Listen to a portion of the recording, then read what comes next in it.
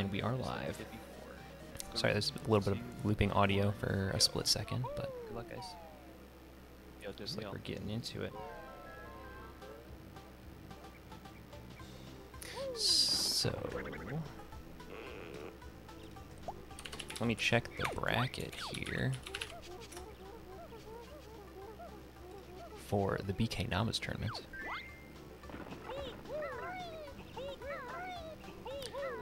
And it looks like this is losers round 3. So both players have won 2 races and lost 1. And this is a double elimination bracket, so one player is going to be going home today. How's it going, Rosanna Banana? How's it going, Yummy Sparkles?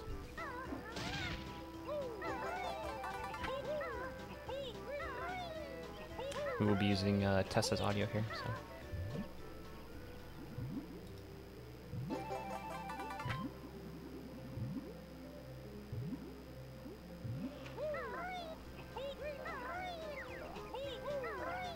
Hopefully all the players are at home today. Well, I don't think we're streaming from McDonald's, I know that much. Yeah, hopefully everybody is comfortable and safe and healthy.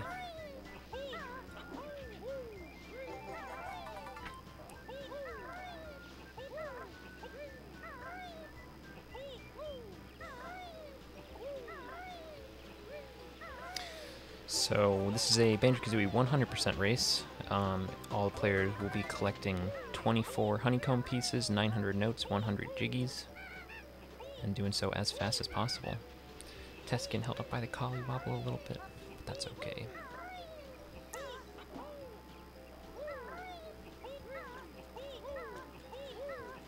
Tessa has a PB of 221.23, and Sakyori has a 226.12, so there's about 5 minutes of difference between the players. See what happens. Oh, the stream title's wrong? Yeah, good call. Sorry, this was kind of put together at the last second. The regular host had to work tonight, and I wasn't expecting to host this, but it would be better to do this host tonight than to put it off, so here we are. So I'll update the channel title immediately.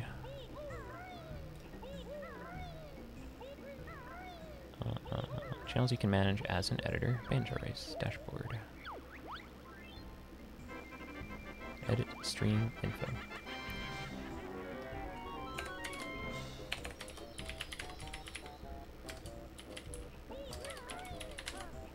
Alright. Retro. Speedrun. 100%. Esports. The most important tag. The title has been updated. It won't show if you don't refresh, but anybody coming in should see the right title, so. Alright, so we see both players going for kind of a more traditional Mumbo's Mountain route. This was a pretty standard route for a long time. There's been a slight adjustment to where you go straight to the termite tower and then do all the huts and juju at the end. Esports, that's right.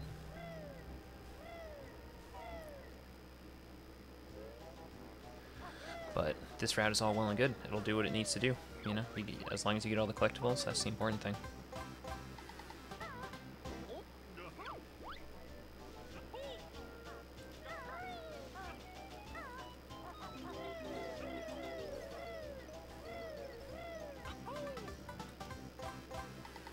What's going on, Miss Sinopa, Asmi, Joke of the Night, Lane and Lurks, DeChristen.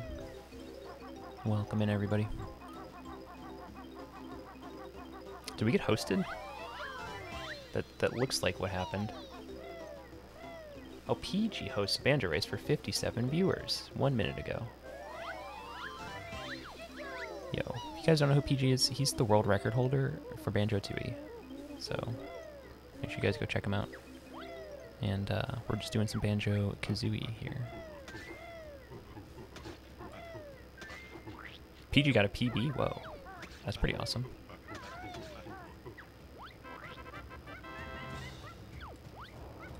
Yeah, I think it's just raids that show up in chat now. I think if you're the owner of the stream, you can see, like, somebody has raided the channel. Or somebody has hosted, I mean. I don't know. But I guess that's fair, because, you know, the point of a host is to silently promote them, but the raid is supposed to be more hype, I guess. I don't know. So you get your name out there, too. It is what it is. Twitch decision-making is not my masterpiece, so... So, you know, today they went back, they were like, you can 6 months sub to channels at a discount, but only if you haven't subscribed to them before. So the original perk of September was to encourage people to sub for long periods of time, but kind of went back on that. Although in my interface, I can still subscribe from $3.99 and for 6 months at a discount, so I don't know. Perhaps they didn't roll it out. But they put a tweet out, and maybe enough people were upset about it that they realized their mistake.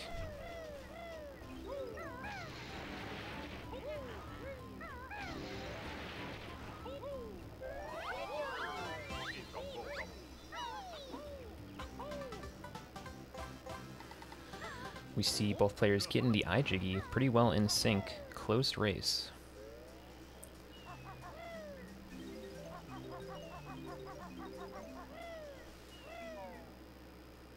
Looks like Tessa has about an 8-minute 18 Mumbo's Mountain, and Sakyori has an 8:37, so we'll see how they finish up.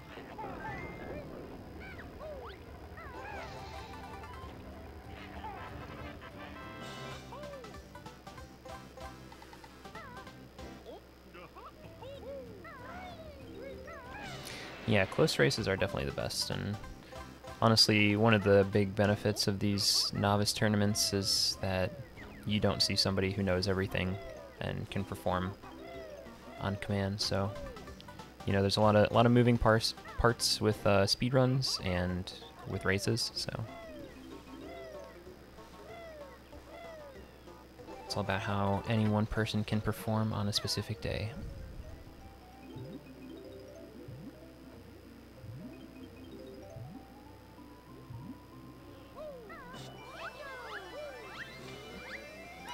We see Tessa getting the Jinjo skip, Sakyori also getting it.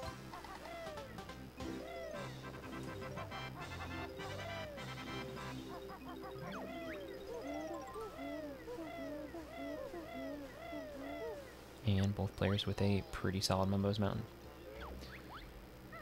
Sakyori actually getting a gold split there. 16 seconds ahead of his PB. Tessa is +2 right now, but it's early. Anything can happen.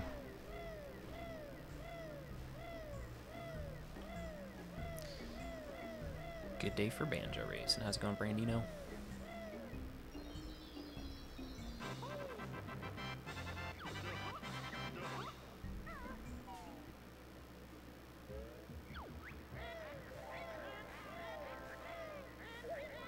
How's it going, Queen Snow Pea?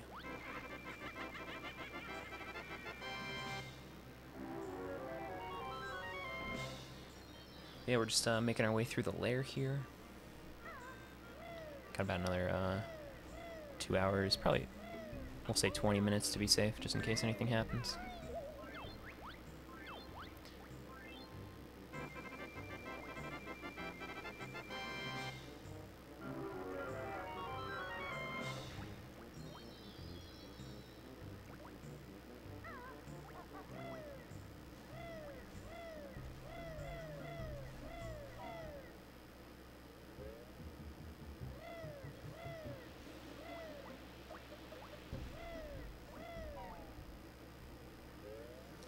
Alright, looks like somehow Tessa picked up a whole loading zone. I don't know exactly what happened. Might have been something with the paintings on Sakyori's side. I kind of missed it.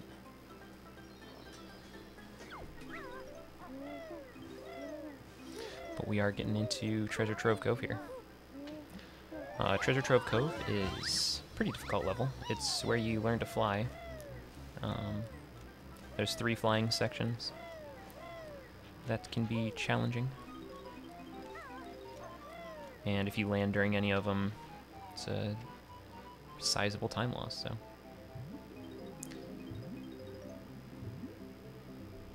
Oh, Mr. Shock. Oh, yeah, I guess I did see that. That's right. Yeah, he was kind of fluttering into the side of it there.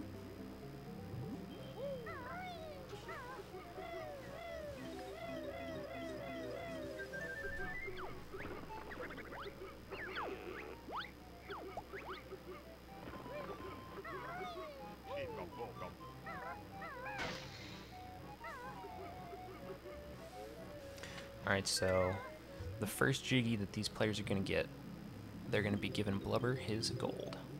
Gotta go around, locate 2 stacks of gold, and just bring it back to Blubber the hippo, the salty hippo. And Blubber kind of walks around, so we'll see Phantessma having a pretty suboptimal Blubber there. Pretty much as far away from the Jiggy as could be possible, but Sakyori getting a little push, but not in the Jiggy as it spawns, so both players kind of losing a little bit of time. Theoretical time save.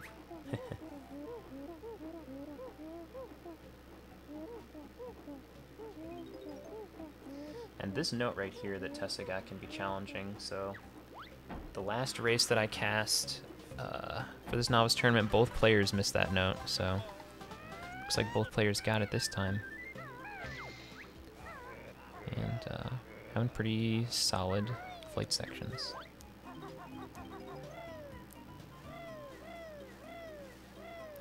So some of you may be asking, why do they have to learn flying, but they already know the beak bomb?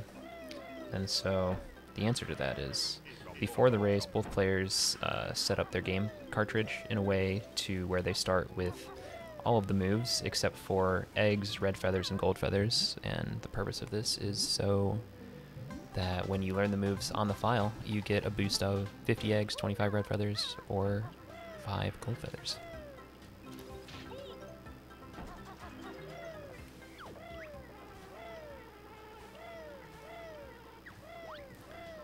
But mostly throughout the route, it eliminates having to talk to bottles altogether and allows you to have speed shoes early and the beak bomb. So lots of time saving.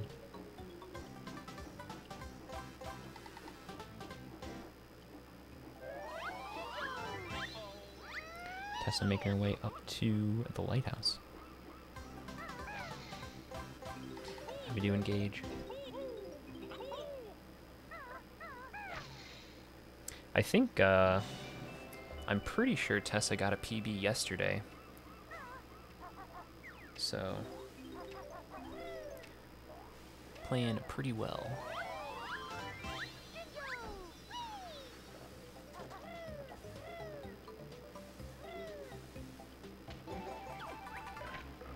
And one other cool thing, you'll see some quick dives. That was a quick dive right there that Tessa just did into the water there. Didn't have to swim at all. Just use the downward momentum to just drop right on top of that honeycomb. See Sakyori doing it, and he has to dive, so bit of a time loss. Tessa doing a really quick nipper skip there. Doing the pretty standard route.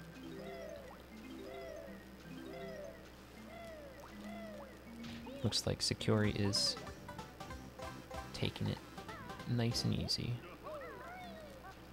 Definitely, you know, during a race, you know, you don't want to die. That's the biggest thing. And if you're not confident in anything, just don't do it. Like, the worst thing would be, you know, dying to nipper there and having to collect all the notes. That would be very upsetting, demoralizing, and challenging to come back from. So It's totally warranted to take it safe. Yeah, Tessa did get a PB yesterday. Nice. Lots of PBs in the banjo community recently. I think there's been a lot of new runners, and with the accessibility of all the resources, people are doing more runs. So, you know, whenever there's one of these tournaments, everybody gets a little bit more motivation to play. So it's good to see improvement on the leaderboard. I think we're pretty close to 100 people with sub 2 hours 30 minutes. So Sakyori was going for a bit of a fast strat there. You can jump right off that tree, and it's pretty precise. But you can make your way onto that little outlet from the tree. But it took him 2 tries, so he opted to go back. And Tessa doing pretty well in the flying section here. Oh, misses the jiggy. Good adjustment. Stays in flight. Ooh, gotta do something a little different here. Let's see what she does. Yeah, it's not the easiest to get that Jinjo jiggy, but does it pretty well. Sometimes as you're beak bombing through the Jinjo, it will jump. Yeah, Gage knows.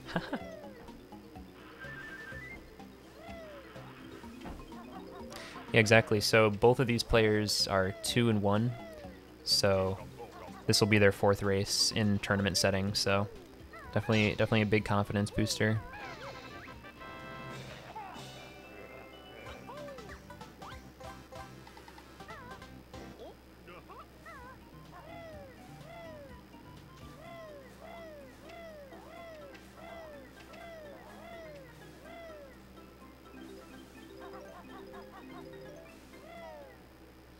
Alright, Sakyori finishing up his flying section as Tessa sets up for the Death Warp. Tessa going in with 2 HP.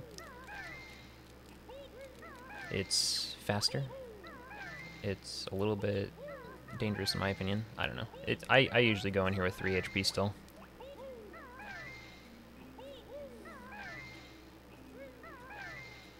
So Sakyori picking up 2 jiggies there, not in flight, so a bit of a chunky time loss, but still moving. Oh. Sakyori taking a fall.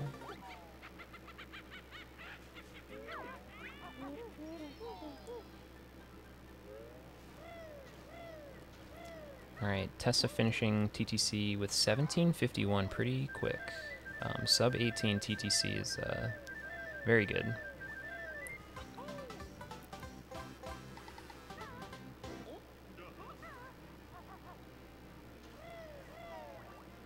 And Sakyori picking up these last couple notes here.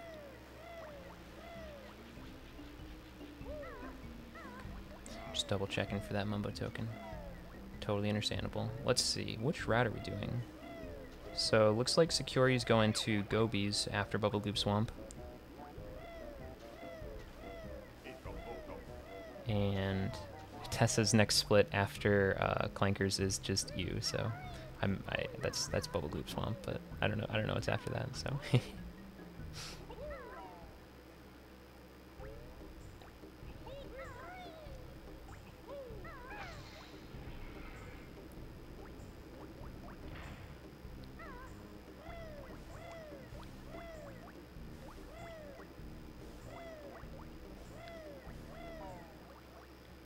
I should be more familiar with the routes that everybody does, but it's a lot of runners, so. Format is double elimination, so.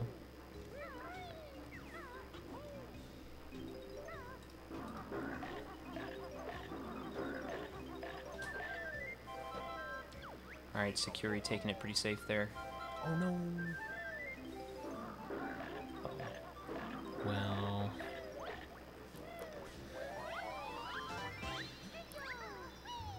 Alright, so Sakyori has to really quickly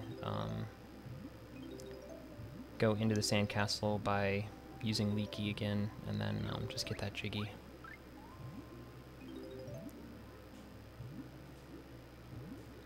It is a pretty tricky Death Warp. One of the reasons I go in with 3 HP is just because I'm just used to it and because I know how to align it. Both no RBA? Okay. Thank you, Asmi. The commentator's curse. I hope not. I mean, you know, I could just say nothing, but gotta say something.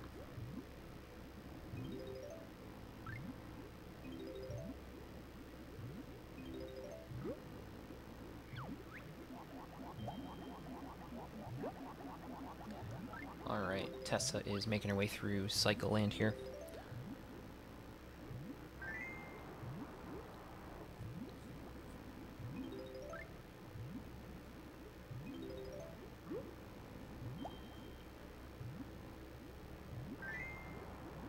Looks like those are the only bubbles that she's gonna need, so.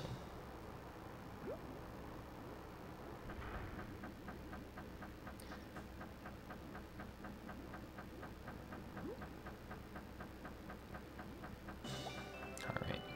So Sakyori took it as safe as possible there. Just took the crab out and wasn't gonna play with the Death Warp at all. I don't know, honestly, like, you gotta get hit like 6 times there, so it's probably just faster to leave anyway. I don't know, but...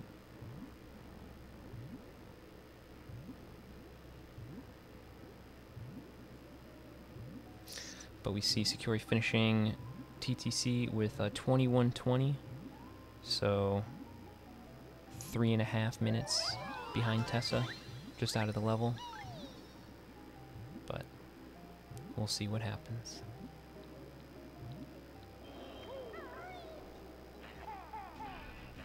Ooh. Wow, I'm honestly surprised that all 3 of those eggs connected, but it worked, so that's what counts, and she made the cycle.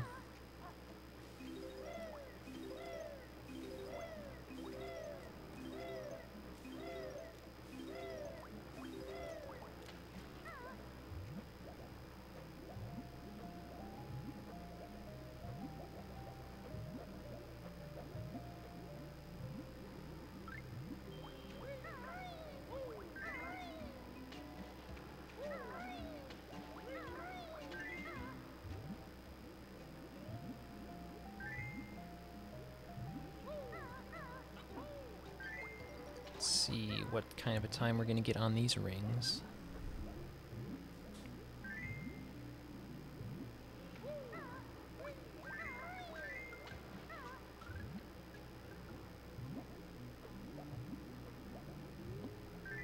Looking like a 19 out of Tessa, so we'll keep that in the back of our mind and see how Sakyori does.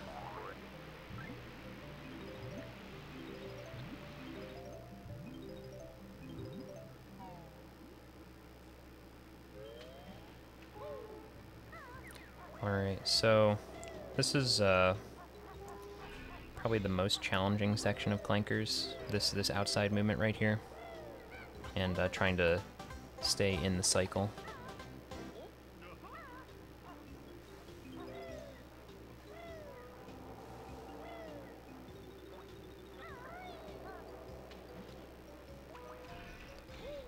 Tessa was going to go for the bolt jump, but decided to back off a little bit. Probably best, because that jump is very precise. You want to be like right on the corner, so it's very important to recognize when something might not work out and to cut your losses. So it's a valuable speedrunning skill.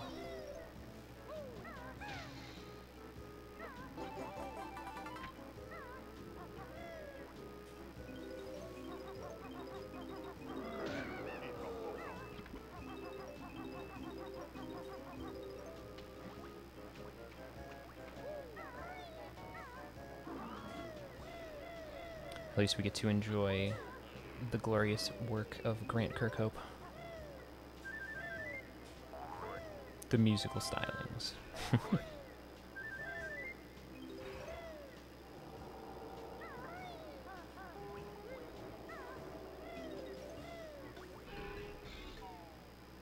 Alright.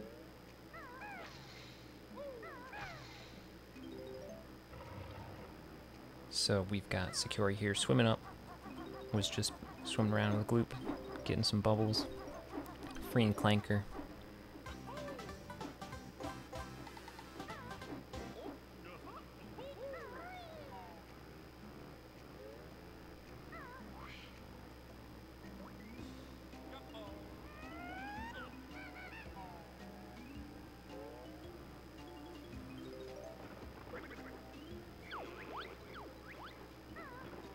Tessa learning the last move that she needs to learn.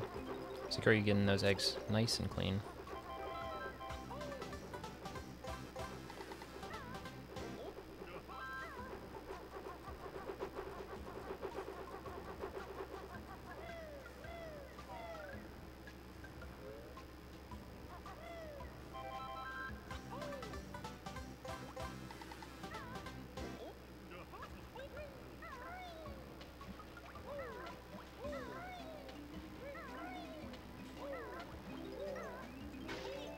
And let's see what sort of time Sakyori can get on the rings. Both players inside of Clanker.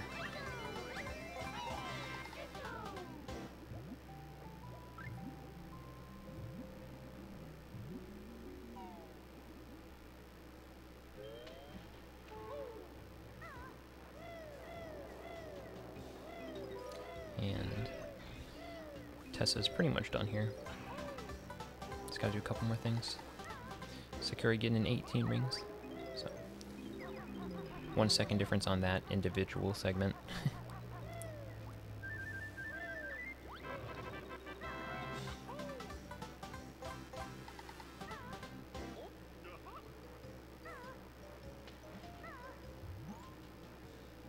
And let's see how Sakyori can do on the outside Clanker's movement.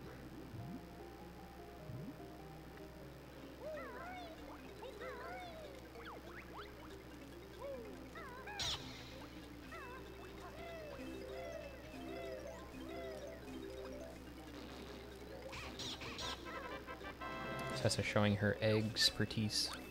Oh, misses the jump up there.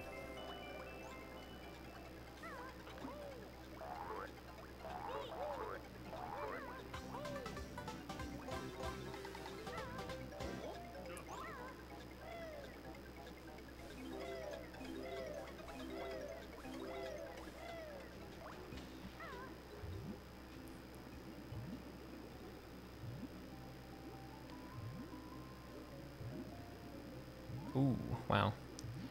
Very slippery backflip there, but it worked, so.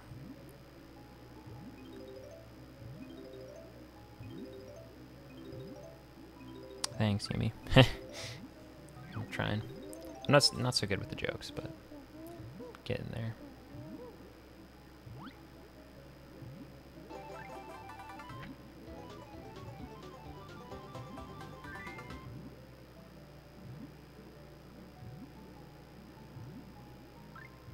Sakyori making that cycle pretty well. Overall, pretty good, like, Clanker outside movement 1 section.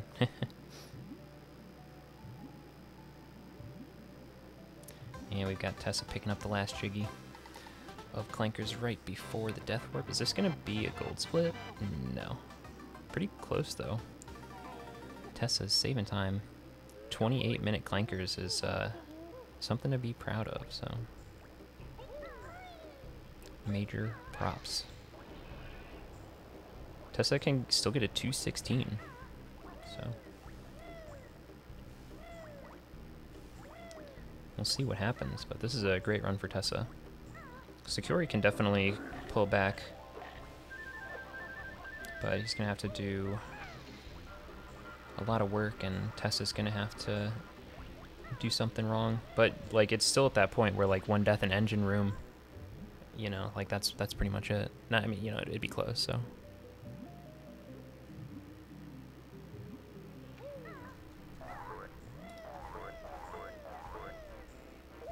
Main Fuhrer, we're in the Banjo-Kazooie Banjo Race Discord, and the only people who can join the casting channel are commentators, so.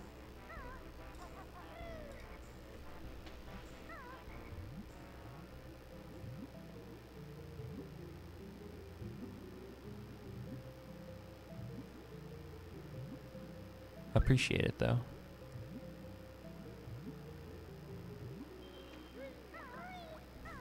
If you would like to get involved with Banjo Race, you can join this Discord. And I don't know when the next tournament might begin, but if you would like to participate in hosting or commentating or running, you know, this is a community-driven thing, so we're always looking for people to help out.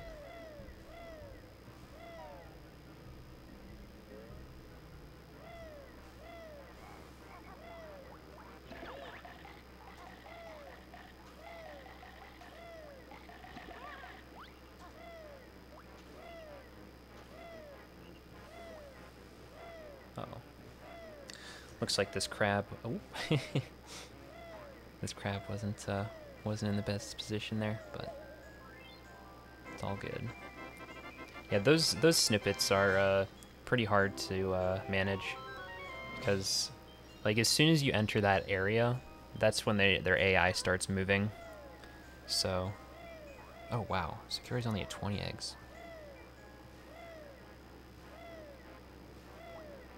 That's kind of low.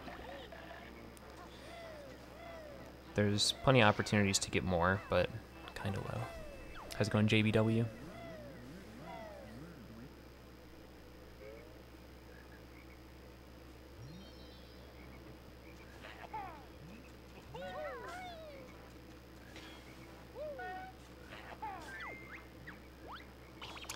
Doing pretty well. Can't complain, just hanging out, casting a banjo race. I wasn't expecting to do this, but the person who was supposed to host had to do something more important, like work, which is very important. So I had some time, so I thought I would fill in.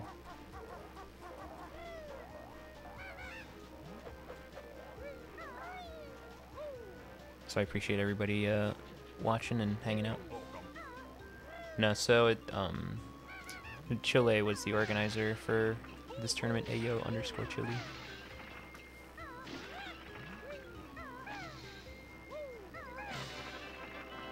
But we started only 5 minutes late, so much better than my estimate. I thought we were gonna be like 10 minutes late.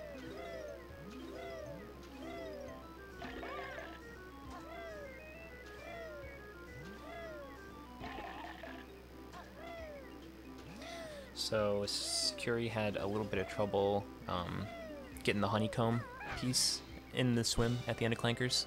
It's a pretty tricky one to get. You gotta be like pretty well in line with it, and if you're not, you gotta like flutter kick. You can't like, you have to hold the A button to like slow swim. You can't fast swim if you're trying to adjust your positioning, or sometimes just letting go completely and rotating and then swimming into it. So you had to resurface and burn like 30 seconds, but it is what it is, you know. It's a race. The important thing is he's still going.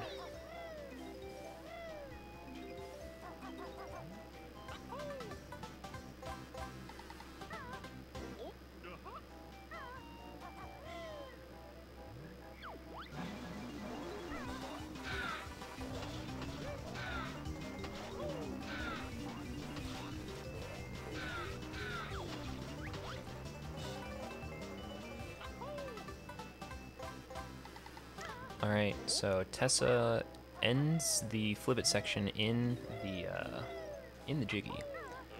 There's been a slight optimization to where we forgo grabbing that jiggy from the end of the cutscene as Banjo, and we pick it up as the crocodile at the end of the level.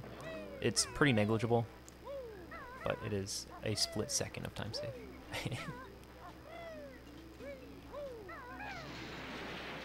And Tessa doing pretty alright with the hut jumps there.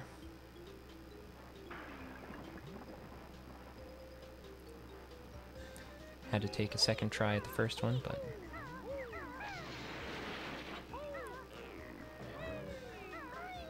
Are we dropping frames? Okay. My stream just started buffering, so I didn't know what was happening. Everything else seems to be alright.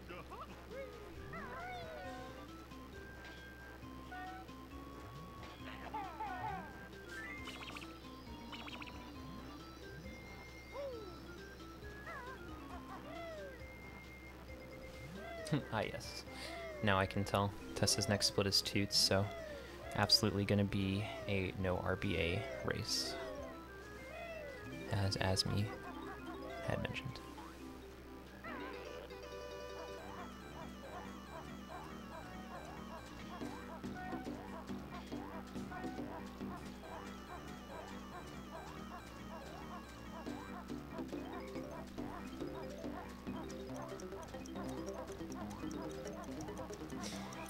It's funny. I've always had like pretty standard split names, but it's always entertaining seeing what people choose to name theirs. We've got Sakyori going into Bubble Bubble Bubble. Hubba Bubba Max. Sorry, I just advertised a product. Nobody even redeemed the channel point award.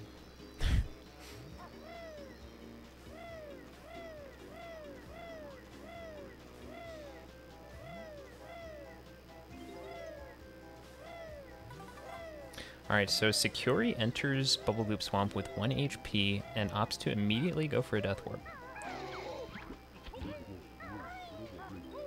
Pretty good thinking. Bubble Goop Swamp is one of the levels that you do not want to be low on health on, with all the damage that you take being in the swamp water. So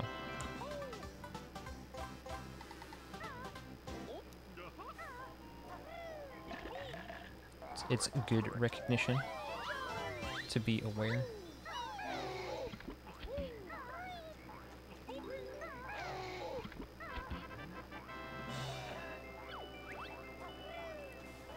Alright. And we've got the Turtle Choir coming up. So this is, man, this is one of the biggest RNG sections in the whole run.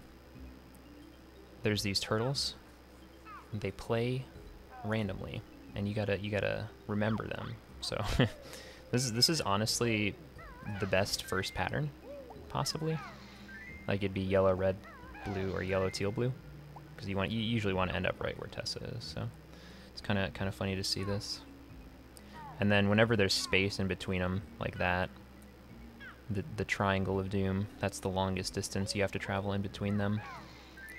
But you know, the turtles are what they are. The most important thing is just not needing to listen to him again.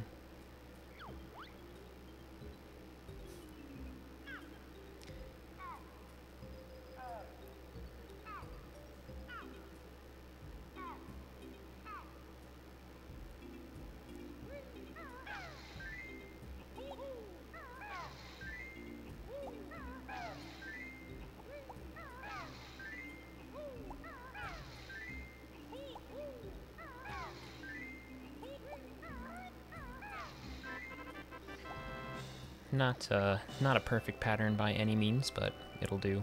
It'll get the job done. Alright, so we've got Sakyori entering the Flippets here.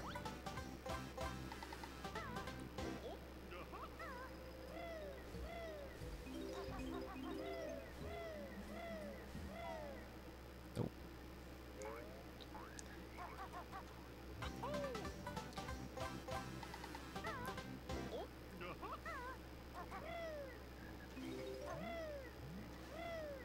Let's see how hut jumps go.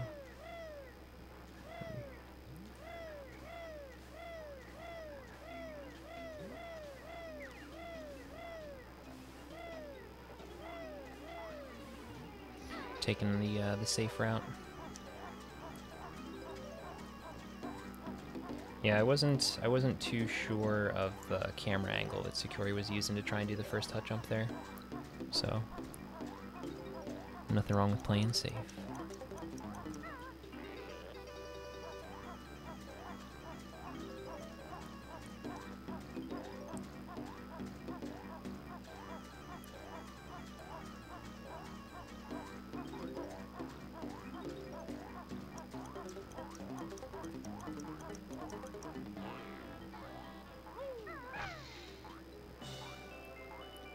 But who knows? Maybe... I don't know. I don't want to jinx anything. I don't want to like even float possibilities of things that can go wrong.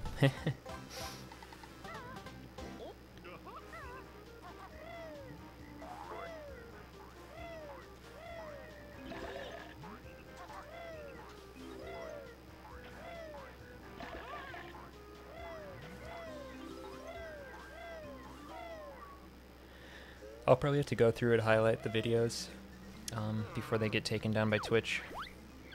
Because Twitch is like complaining about how much storage space they need or something. So they take it out on affiliates by deleting their VODs. Despite being one of the richest companies in the world.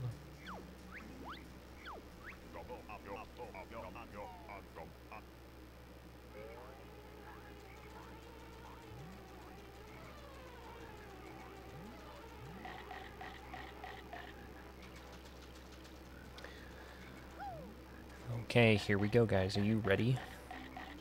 We've got Tessa entering the big old crocodile. Gonna be fighting Mr. Vile, the greediest croc of all. They're gonna have a bit of a lunch buffet here.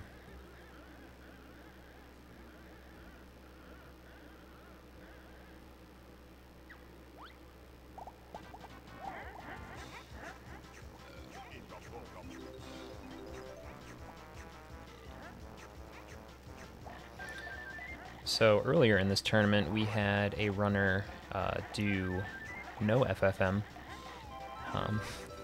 as a bit of a challenge to themselves, I believe. And so they had to do Vile here without running shoes. And that cost them a lot of time. I don't think they lost because, oh, maybe that did happen. I do see Aaron in the losers.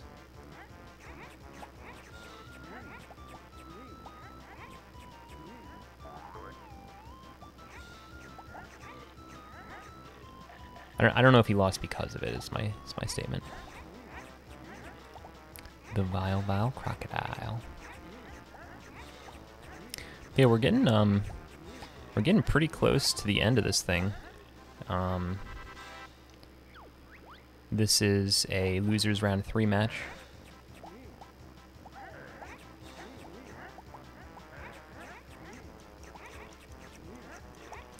So loser 21. Okay, so I see. So the winner's bracket is held up right now by Meezy and OG Big, and then that's holding up the loser's bracket too a little bit. Yeah, so that's the next match that should happen. Hold me up, huh? I'm holding you as if Mr. Monkey Man. I forget his name. I don't know. I don't want to say the wrong thing. Clearly, I'm just not an educated. I think it's Rafiki.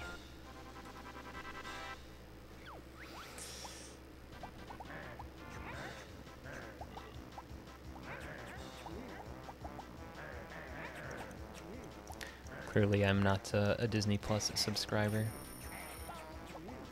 Oh, with a Q in it. Nice.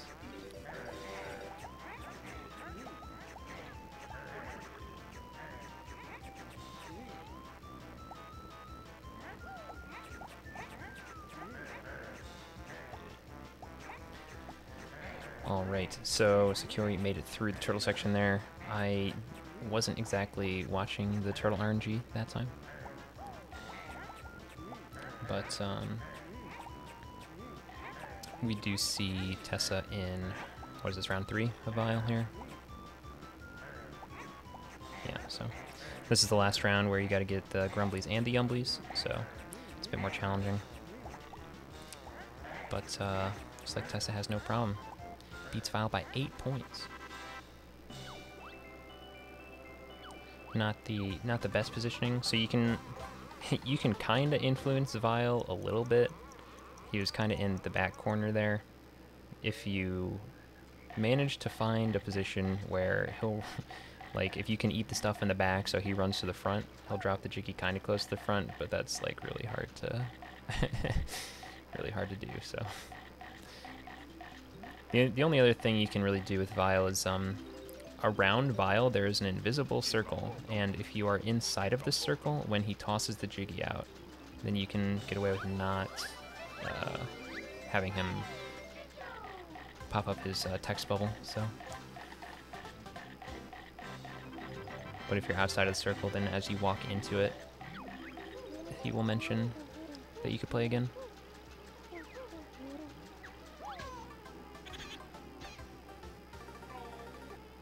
Alright, Tessa doing awesome here.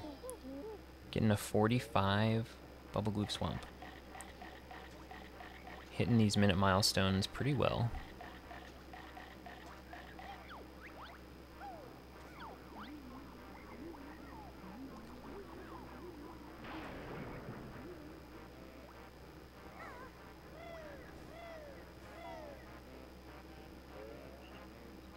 And Sakyori becoming the crocodile. It's hard to say which transformation is the cutest in Banjo-Kazooie, but the crocodile's up there. I mean, how often do you get to see a crocodile wear a cute backpack and make some munch slurp sounds? Like, it's pretty awesome. Pumpkin cutest? Pumpkin, like I'm saying, it's like even the walrus is cute, you know? I don't know about the termite. Anybody that says termite's their favorite transformation, I'm gonna ask a follow-up question, but...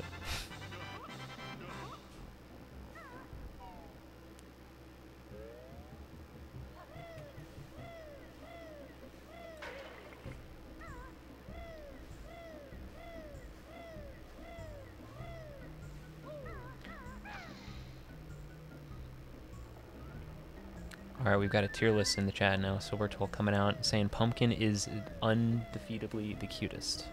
Croc is second cutest. B, Walrus, Termite. That's a pretty fair tier list. Croc with the speed shoes. Oh yeah, nobody else can wear the speed shoes. The Walrus can sled, and that's pretty awesome. So...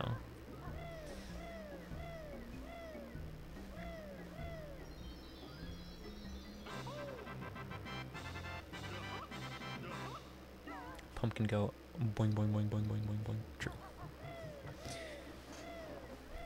I feel like all the transformations make funny sounds. The baby T-Rex, oh yeah. Well, if we're getting the Tui transformations in there, that's a whole different ball game.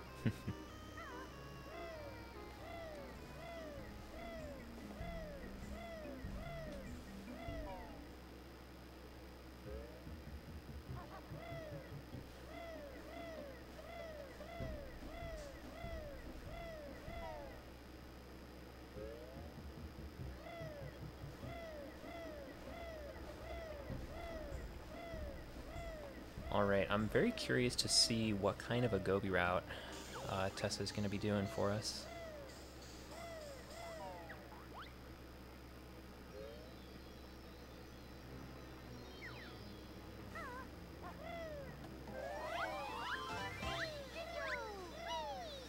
You have the most fun with Pumpkin and Croc in the Kazooie? Hey, Pumpkin Boys and the Croc Jumpies, heck yeah. Yeah, there's so much character in this game. Like, like the game developers put eyes on a rock, and if that doesn't tell you how much they like to characterize objects, then like, I don't know what to tell you.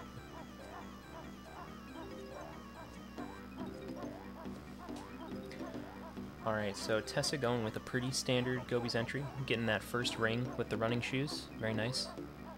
Definitely alleviates some of the pain if you miss one of them going down the road.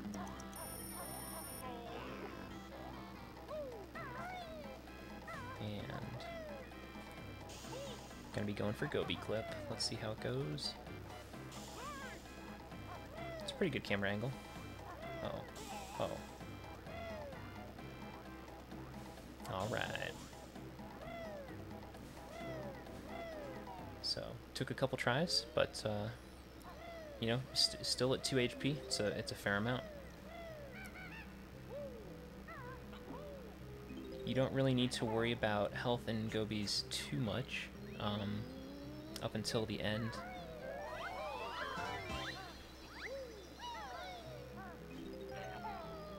There are a couple honey hives around if you need to refill, so it's definitely a challenging level to finish without dying, because you're in the sand for a few sections, and that saps your health, and sometimes there's just enemies. So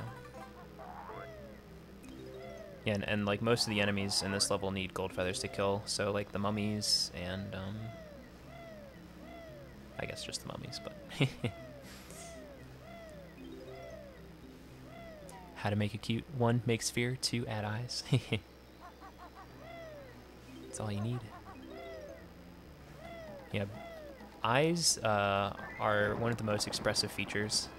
So if you wanna make a character have emotion, you can express it pretty well through their eyes. But how to do that is beyond me. Spheres are just the cutest shape, it's a fact. You're talking to a guy who plays marbles on stream.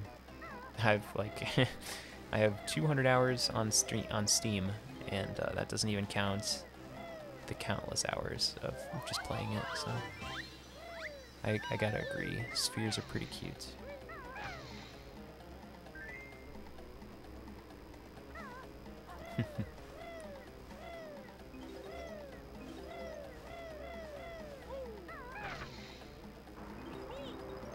True.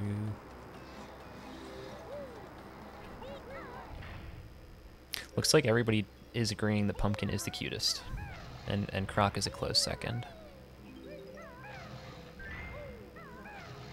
Okay, so Sakyori's struggling a little bit here. He's trying to do this. This is one of my favorite tricks, honestly, because it's so like off the cuff. But there you go. Just hopping up on Grunty's sleeve there, getting into the witch hat.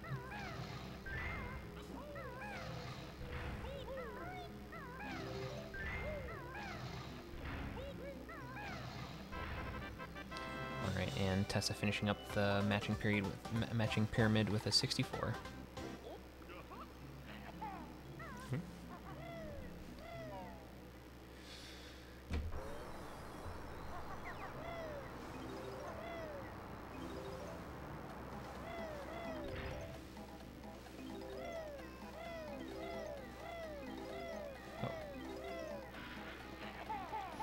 Sakyori getting bopped in the lair shouldn't be that big of an issue, but health management is one of the challenging bits of speedrunning.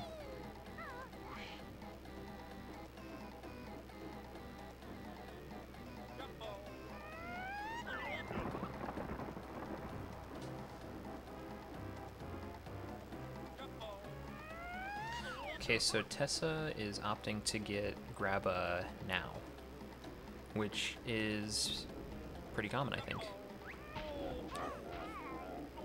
Kind of a low beak bomb, but definitely one of the challenging parts of this level.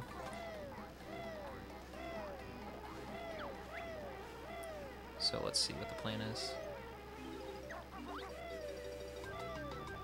Okay, so just going for the running shoes strat. Very safe. Yeah, there is a backup for that where you can slope manip your way like above Grabba so it respawns and then kind of like fall on top of it, but I don't really know how to do it and it's challenging. So I don't blame anybody for not doing it.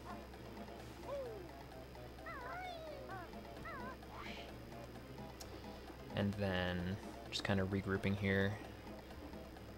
Tessa anticipates being in flight still after Grabba, so finishes up the flight section, hitting that target.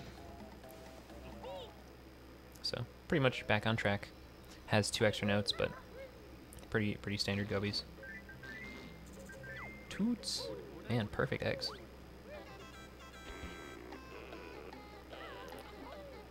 Alright. And we see Sakyori following suit with the gobies intro. Getting that first ring, grabbing the wading boots, going through the sand. Let's see what happens. I would totally understand taking it safe here. Yeah, being behind, you know, if for whatever reason, you know, gobi clip got failed, you know, being low on health is a big deal, and playing from behind, it's much better to be playing safe, because, you know, we did see Tessa make a mistake there, so I think, oh no. Okay, well that's not so good.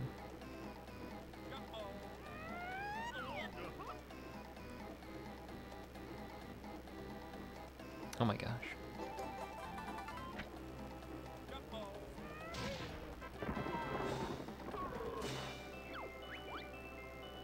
Okay. Tessa was not in flight still when she grabbed that Jiggy, so gonna have to jump through the sand, burn a little bit more HP. Alright.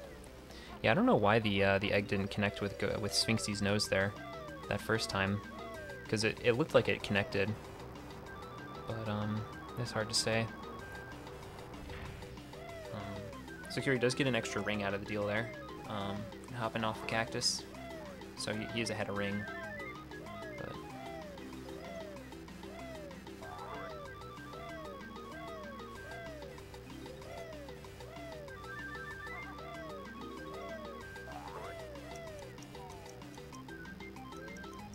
I saw Sakyori do something interesting. Instead of going immediately to the left to pick up the note before jumping on the carpet, he went immediately to the carpet.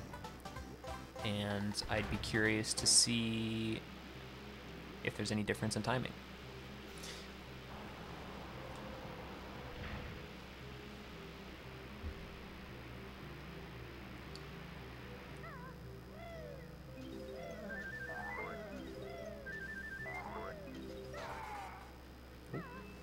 Alright, Tessa turning a gold feather into a honeycomb there. Sitting at 4 HP. That seems about good to me. Just gotta do the running shoe section at the end around Grabba. Get those notes.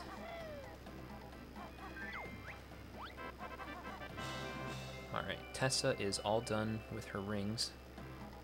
Sakyori with a pretty nice jump over there.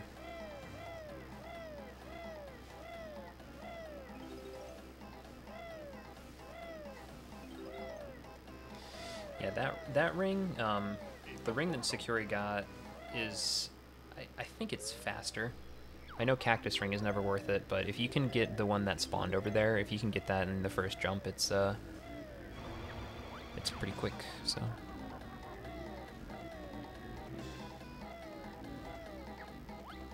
It's kind of a precise jump, so I understand not going for it. I don't usually go for it, but one of those things, if you see it, sometimes you can capitalize.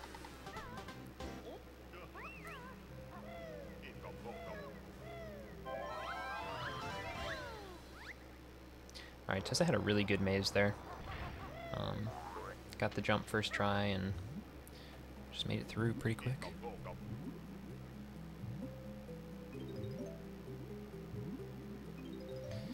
And we've got Sakyori entering the matching pyramid here.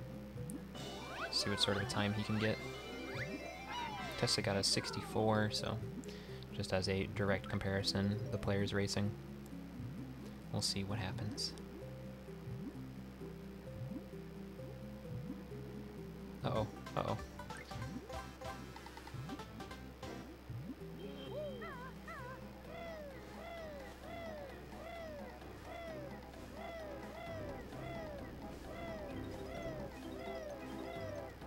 Okay.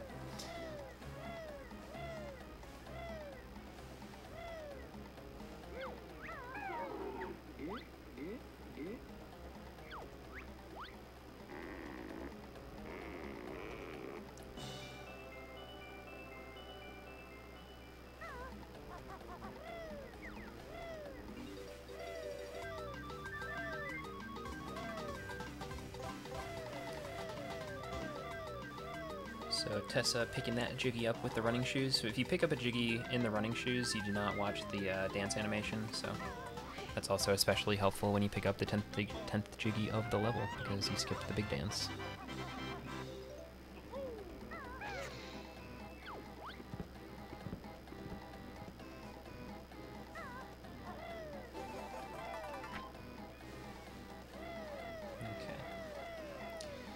And Tessa here is picking up the last 11 notes around Grabba.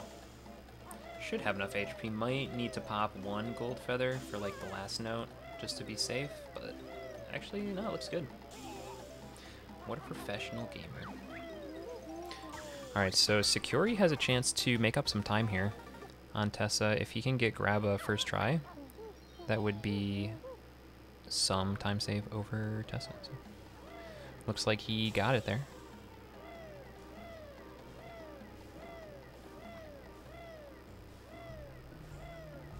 Oh, just a little short on that beak bomb. One of the nice things about Banjo Tooie is, yeah, the neat thing about Tooie is you press B and you hold it and you can beak bomb forever. In this game, it's got a definite ending. Where I do not control this channel's better Twitch TV or Frankerface emotes, so I don't have any control over that, but I would vote for Toots.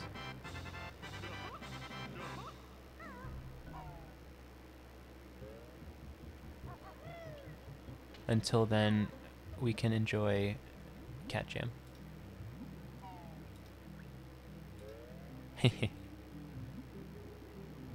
Oh wait, no, I got stick bugged by Cat Jam. Who did this? Wait, are both of them stick bug? No, just this one. Hilarious. Wait, no, they're both stick bug. Oh my god. I got pranked. I got stick bugged. I'm mad.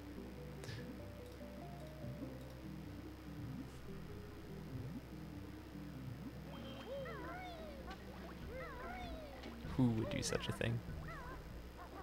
They're made by two different creators and they're both stick bugs.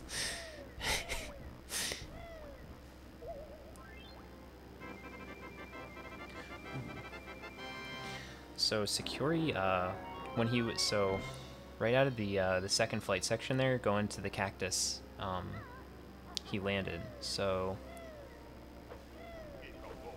ooh, this is a really bad mistake that Sakyori is doing right now. He's gonna have to either fly over from the flight pad on top of Sphinxy to get the honeycomb from the cactus and Gobi, or he'll have to get knocked up by the Slappa and get the honeycomb that way, and then just go save Gobi. What's up, Dults?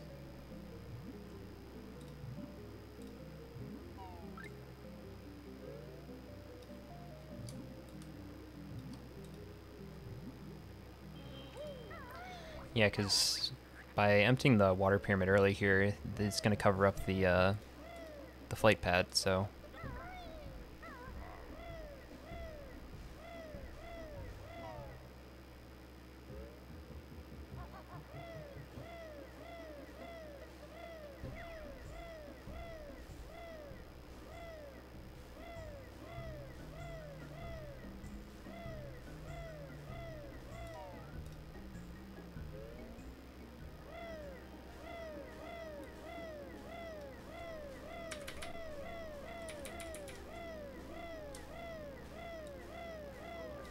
Just resizing the timers there. A little cut off at the hour mark.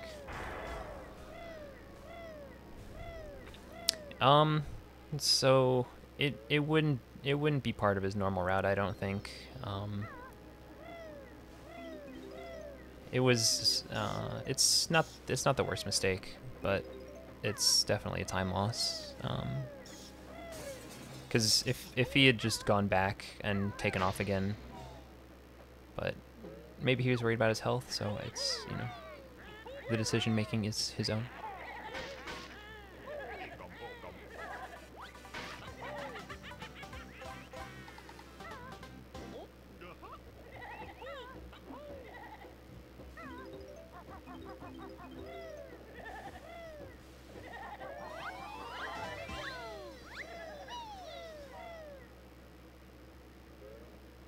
Yeah. But we'll see. All we can do is watch and.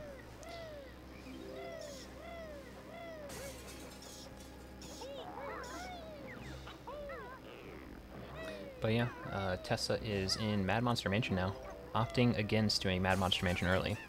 Understandable. Oh, getting a weird camera flip there. Yeah, whenever there's something with those windows, you can get a camera flip on it if you're like depending on the positioning. It's odd.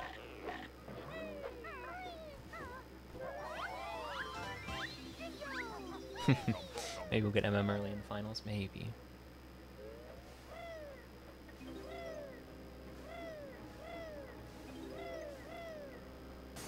All right. So Sakyori's just going all in here, dropping the gold feathers to free Gobi, and let's see.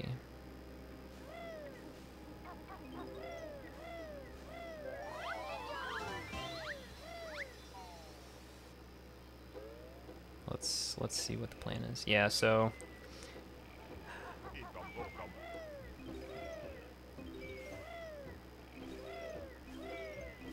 alright, he's picking up some health, which is good, but I would have liked to see just a flight over there, some beak bombs, because now he's kind of going there twice, but it's okay. Man, all his honey's just getting stuck on the walls.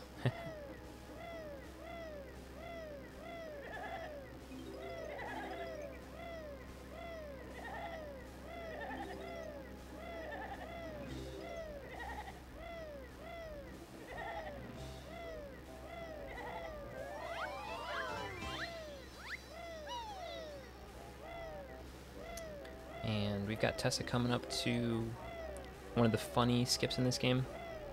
Wow, nails it. That's honestly, wow, doesn't even take damage on the Rosebuds. Pretty good gameplay from Tessa. Yeah, so she finished Gobi's, she lost 26 seconds in Gobi's. That's probably just due to the grab a flub. But she's still 30 seconds ahead of her PB, so would love to see a PB out of her. You always want to root for the PB, so. But, you know, even if something happens. Oh, I see. So Sakyori, so he kind of balanced it, right? So he was like, I want to get the 10th Jiggy in the running shoes. So he went to get Gobi before that, which is understandable, now that I think about it. And now he's just, I actually, you know, thinking about it, that was not that bad of a solution. I gotta tip my hat off to him.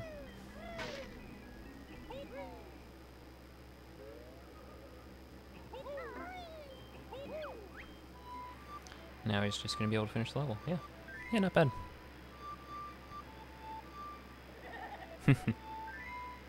Yeah, the honey hive jump, it always gives me trouble. It's hard to time.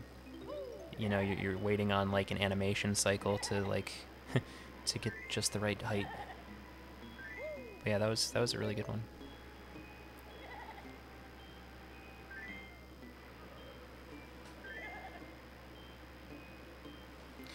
All right.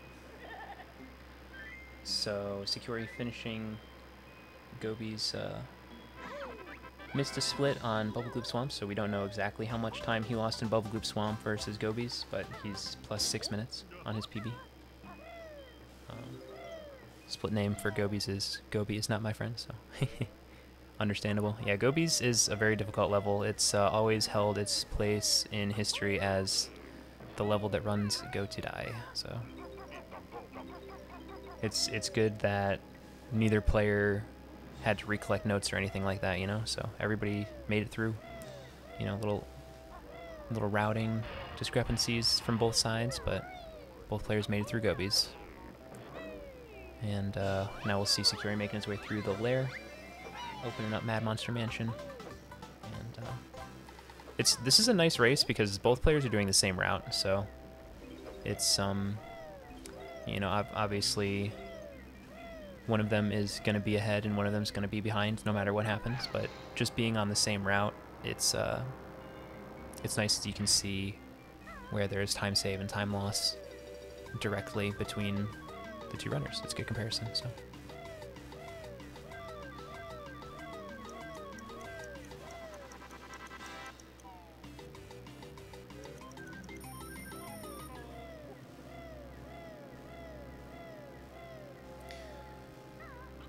We've got Tessa in the church here.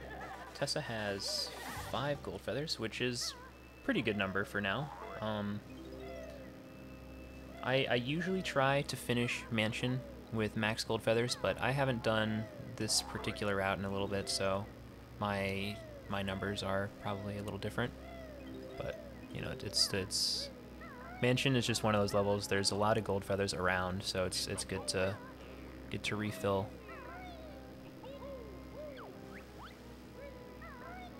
There's Cheater Room, which is just like, I feel like it was a nod to Super Mario 64, right? It's, there's just one window in the church that has a Banjo-Kazooie mosaic on it, or glass art. I don't think mosaic's the right term. But yeah, you can just jump right through it, and I always feel like that was a nod to Super Mario 64. Hey Yumi, you gotta go, no worries. Yeah, we're doing this race to finish the bracket, so it's nice that you stopped in and chatted for a little bit. And yeah, hope you have a good rest of your night. Yeah, stained glass.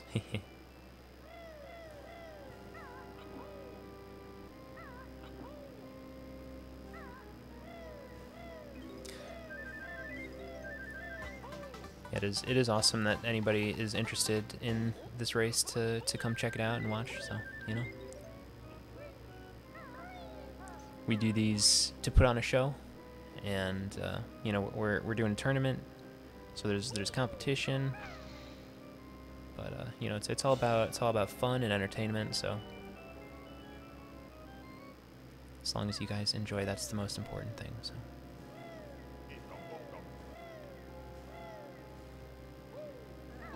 Alright, something I didn't mention, I guess, if you're completely new to Banjo-Kazooie speedrunning, you'll notice Sakyori here opening Mad Monster Mansion's gate so that he can exit the level as the pumpkin and hit the water switch. It's very fast, right?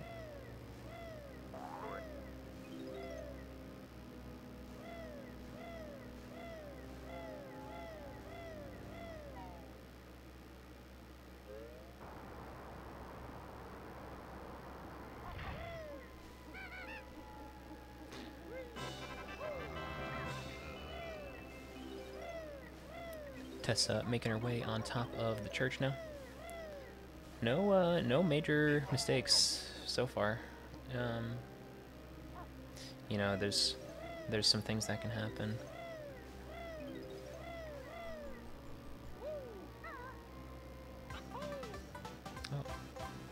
Oh, okay. I see what Sakyori's doing. So Sakyori is he's completely ratted out the Honey Hivo jump. So he collected the notes and the Jinjo in the maze first, and he's just gonna go over to the church later. I haven't seen that route very often, but it's definitely a good route to consider.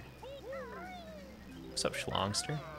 Yo, Schlongster, I saw you playing some Bomberman Hero last night. It looked awesome. I love that game soundtrack. But I was like in bed on mobile delay, so I didn't say anything. But keep rocking, bud.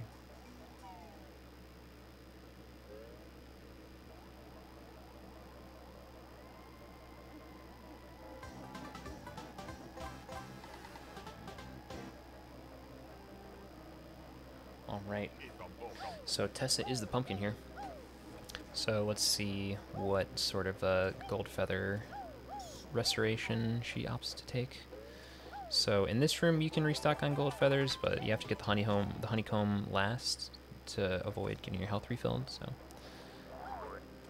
probably one of the slower sections to get more gold feathers. But coming up in here, oh, gets that Mumbo token too. I haven't gotten that Mumbo token in a while. but it's not a bad one to get.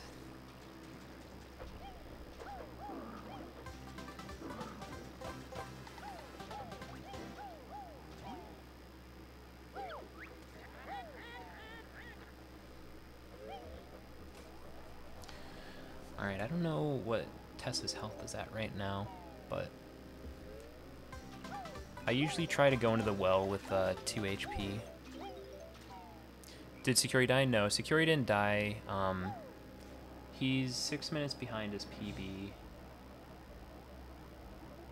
But, so, nothing, you know, no deaths, but it's been kind of come and go. Let's see, what were the mistakes? Yeah, so TTC, he failed the death warp. That was the big thing. So he had to go back in, open up Leaky, you know, do the sandcastle code. So that was 2 minutes right there.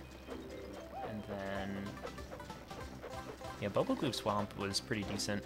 And then Gobies, there was a couple issues. But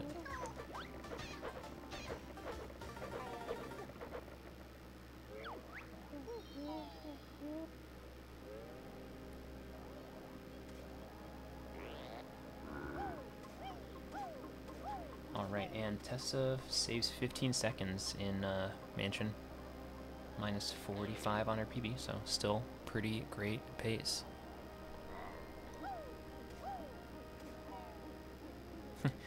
Routing error is succinct for Gobies. Yeah, it's one of the things, if there's a fumble, it's definitely hard to get exactly back on track.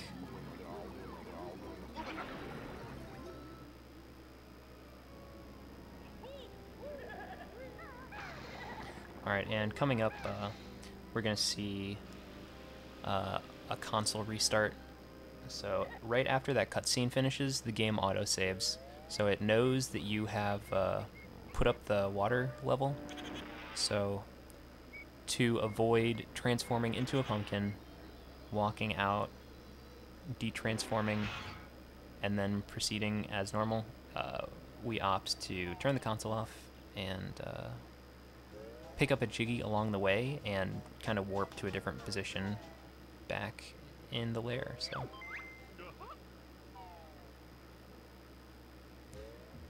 I like this route because you do open one extra cauldron path. It's kind of satisfying.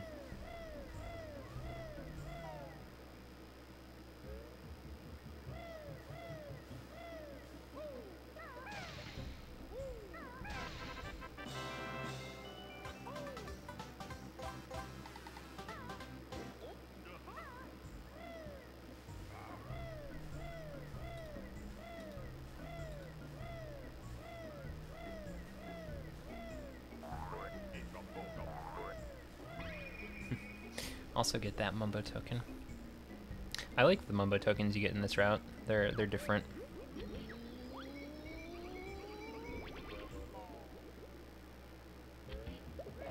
It's one of those things like it'd be fun to do all Mumbo tokens %.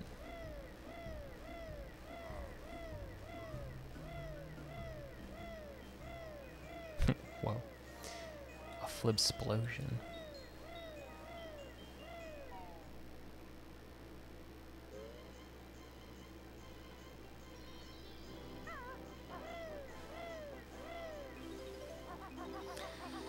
So we are entering Freeze Easy Peak on Tessa's side.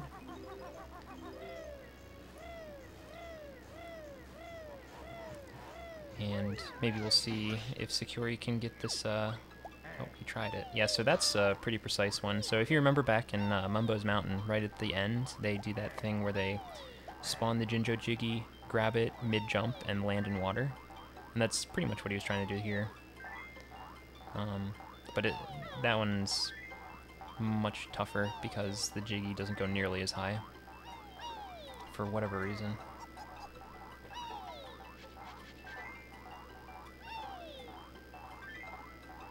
And yeah, we saw Sakyori picking up a couple eggs. He's got a very small number.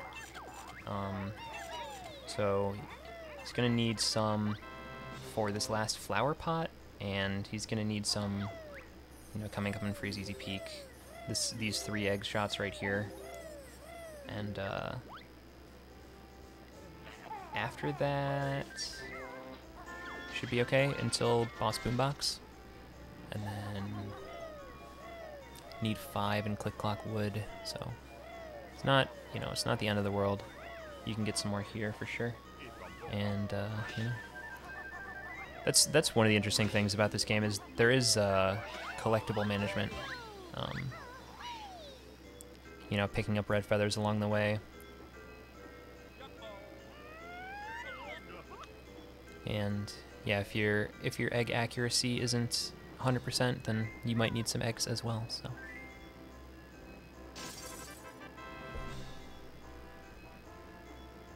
saw Tessa get the half YOLO there, not the full YOLO, but still a pretty quick way to finish the star off. As opposed to spinning around in a circle and flying back through it a 3rd time, you can just fly through it the 2nd time and ground pound back through it. So pretty quick, and then as soon as that cutscene is over, it forces you back in flight because the programmers decided that you'd probably be in flight, so just puts you right back into it.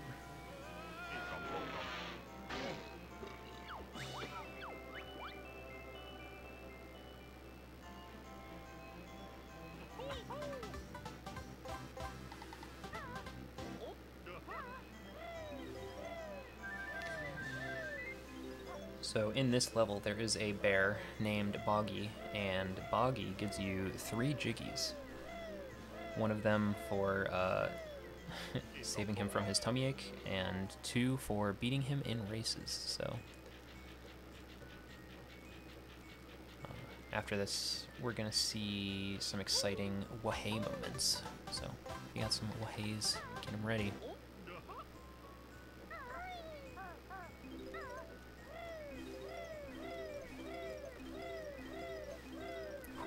That skeleton was like right in the way there.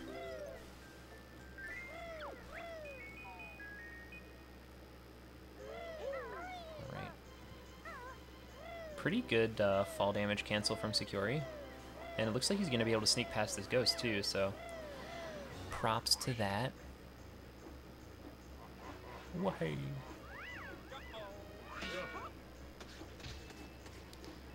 Alright, so we've got some snowmen here.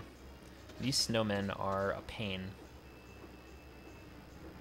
The hitbox is pretty small. It's right on their hat. It's not impossible to hit, but you know, with the way beak bombs work in this game, you probably notice they're kind of jarring.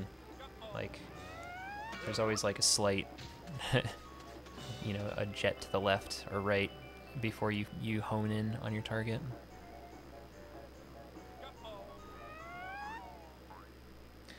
Tessa getting right into Mumbos there, pretty good.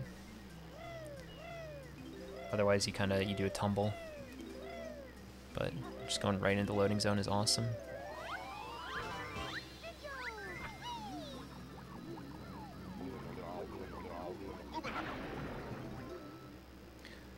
All right, we've got Tessa turning into a walrus, while Sakyori is turning into a pumpkin. We haven't seen a washing machine yet, or a T-Rex. It's pretty unlikely to happen. It's about 5% for the washing machine and 1% for the T-Rex.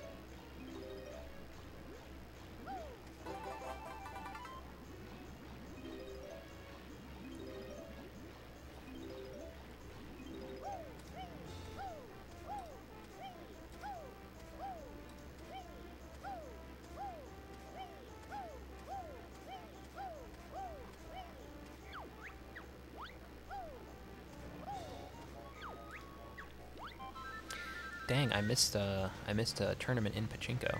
That one popped off really quick. I'm surprised. Sorry, that has no bearing on the stream. So right now we are seeing. All right, so Tessa didn't do the full leg strat, but you know, completing the race is the most important thing. You know, if you try and go all the way around the right leg, pick up the notes around it, and then lose to bogey, it's like a 30-second time loss.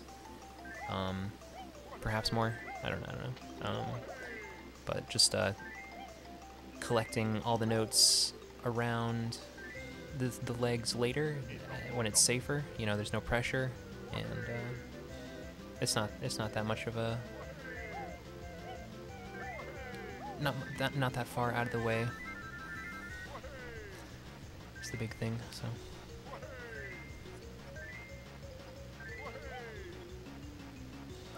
We do see Tessa with 5 feathers, so kind of low, but should be manageable. You know, it's getting through the snowmen is the challenging part, and after that you can run all the way up the scarf and get a boatload, so should be good for the levels up ahead.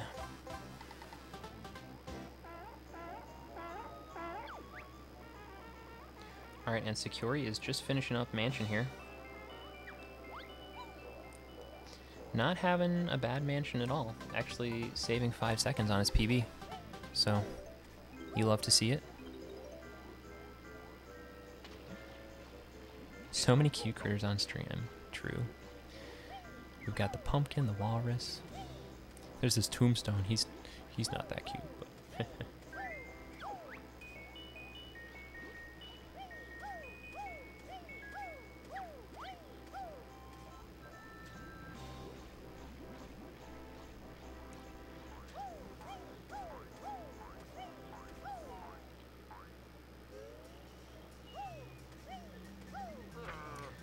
Alright, Tessa is all done with the walrus.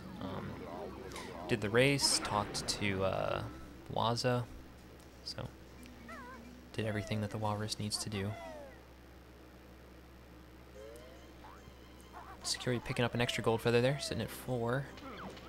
Not too many extra, but it is good to get those. You can restock a little bit in Rusty Bucket Bay as well.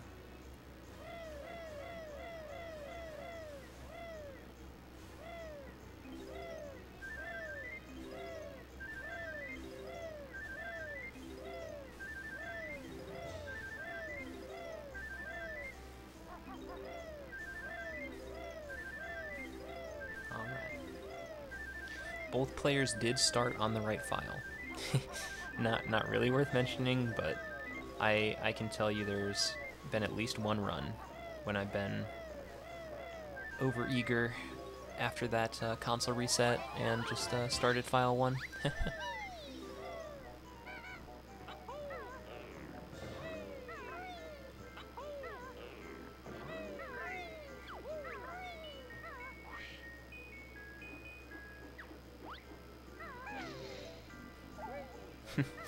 Yep. Just one of those things.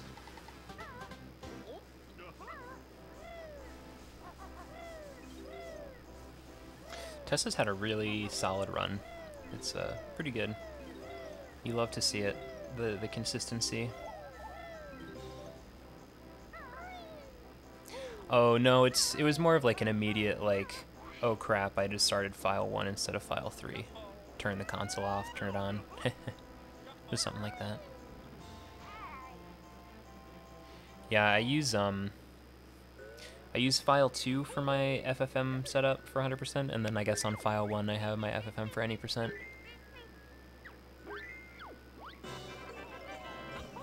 Yo, Aaron. What's up?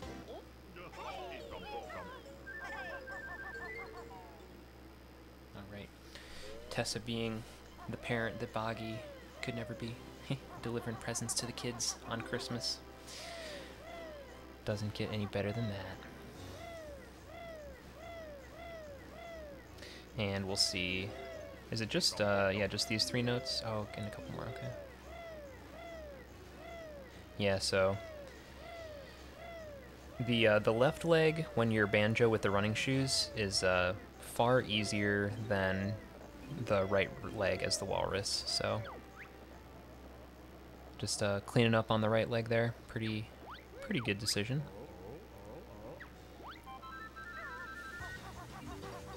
and hopefully no issues.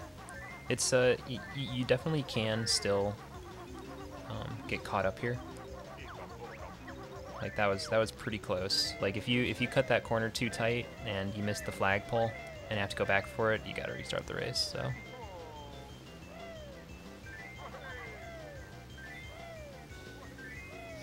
I've honestly only had good interactions with Tessa, so.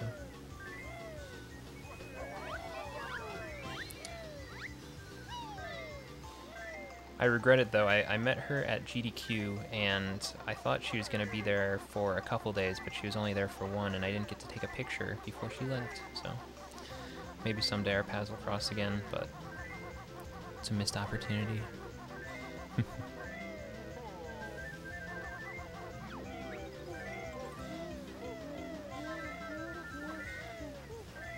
I really enjoyed GDQs. They're a good event. Not everything that goes on at them is the best, but they're good spirited. Oh, looks like oh gosh, Sakyori, you gotta come back soon, bud.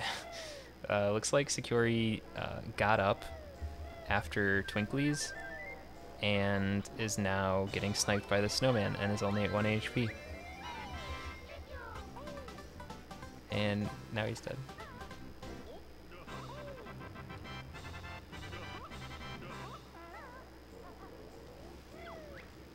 So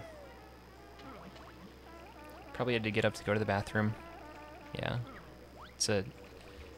Yeah, one of the challenges with Banjo-Kazooie is it's a 2.5 hour run for most people. You know, 226, 221, so it's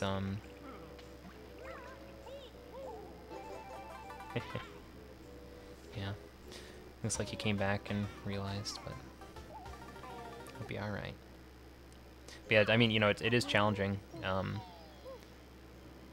to sit down for 2.5 minutes, play perfectly, and you know, not have any like health crises, you know.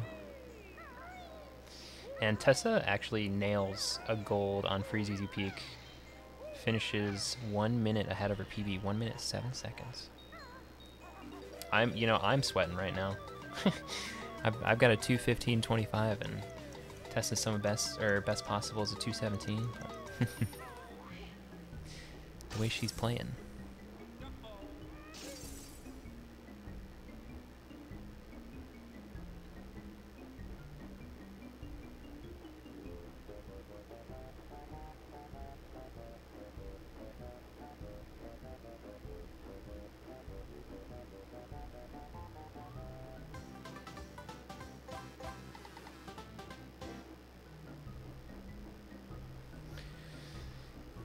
The flight section that we see Tessa doing right now, this is only in the no RBA route.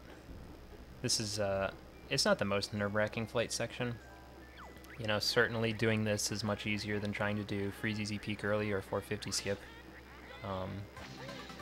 But if you land in the eye, you have to, you know, trigger the flight pad again. So.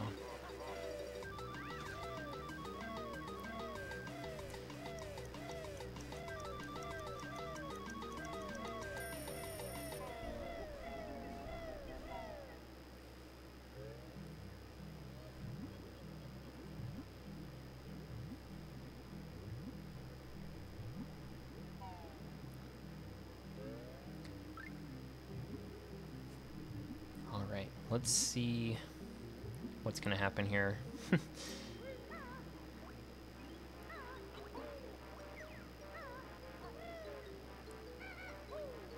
How's the race? It's been pretty good.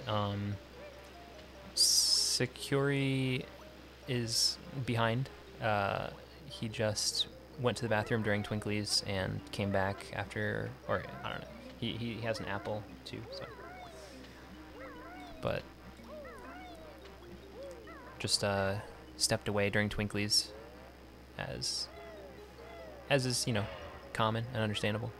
And the snowman threw like 8 snowballs at him, and he had to do Twinklies again. So it's you know, Tessa's coming up to engine room, so you know, one mistake, like, you know, die in engine room a couple times, die in Click Clock Wood, you know, like get 94 notes in winter and like die to Ice Clip or something. Like something like this can happen, and there could be a huge swing.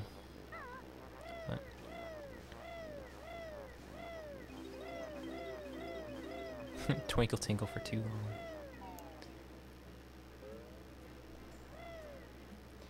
But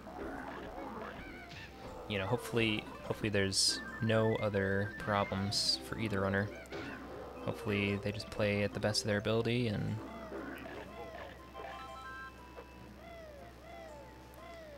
get some gold splits, get some PBs, you know?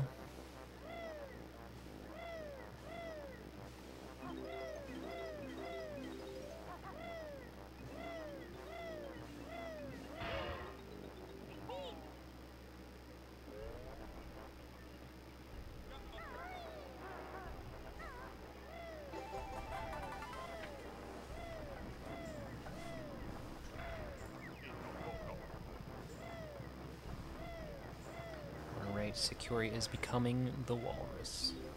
Goo goo gajoo.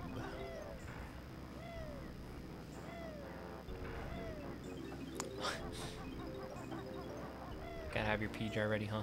Honestly, the next evolution in gaming products, it's gonna be the gaming chair, but it's like the gaming throne, and it's also like a compostable toilet.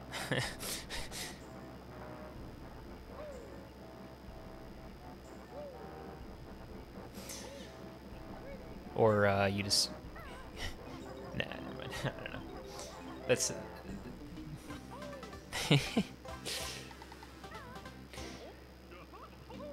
know, bodily functions are human. They can be distressing, so...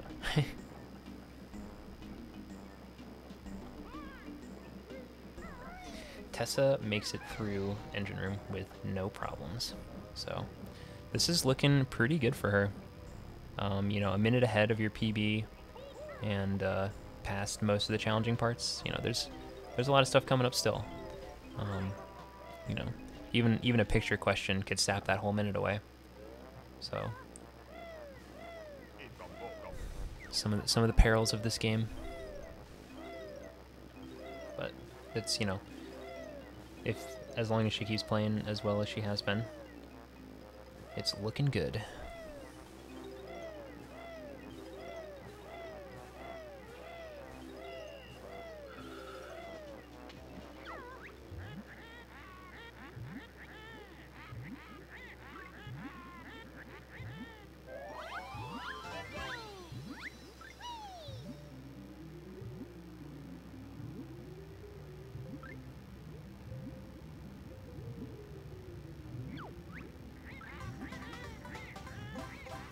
Okay. The second half of engine room. Honestly, the swim that she just did isn't too bad, but it's tight. You know, the timer for your air segments is half as long, and you know you saw her finish with 1, so it's challenging to, you know, because if you miss the jiggy, you have to spin around. Like you're gonna have to hop on the box and refill your health segments. Unknown engine room hater. I like engine room because, like, in a game where you typically cannot fall out to your death, like, there's not that many segments where there's just a void under you.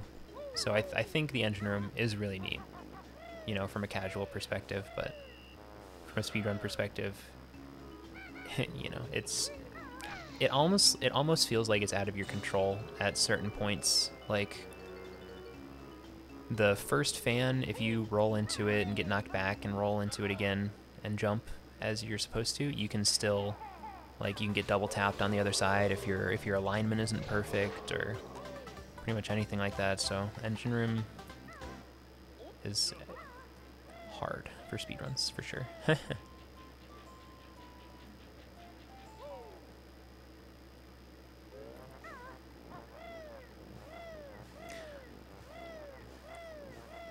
You know, I usually don't get those gold feathers that Sakyori got under that snowman, but in this route, it makes a whole lot of sense. Because usually I go to Freeze Easy Peak after Mansion, so I'm usually stocked up on feathers. So, but just slow the fans down, yeah. That's honestly, even that timer, like going in like through the funnel on the back of the boat, hitting the switch, leaving, entering engine room, and then trying to do it in like the 90 seconds or whatever they give you, it's like, it's still pretty tight, like trying to get through the fans when they're slow. Like, engine room is very difficult for a platforming game, which is great. You know, it's I love to see challenging elements in video games. So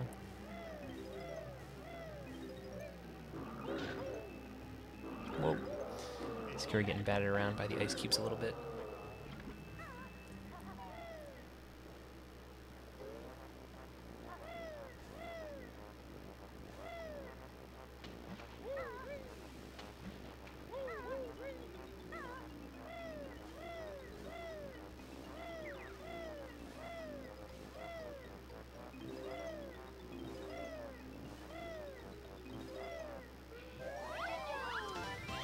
And the presents have been delivered.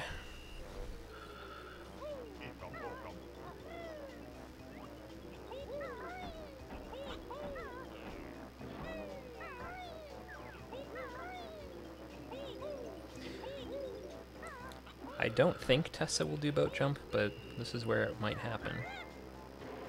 I don't do boat jump. And this is definitely not the run to do boat jump. Even if you were like 90% on it.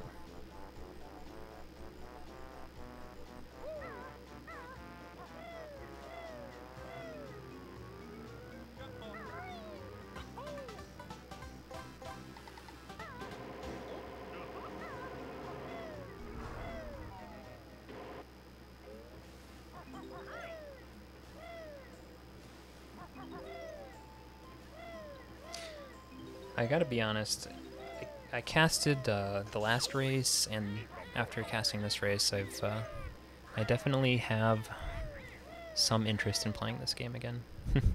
I kinda lost it. I lost my mojo for a little bit, but I think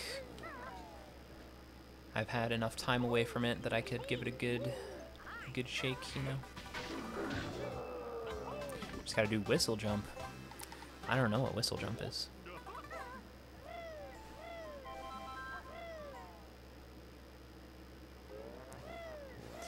This must be some new strat. Oh, Sakyori. Oh gosh.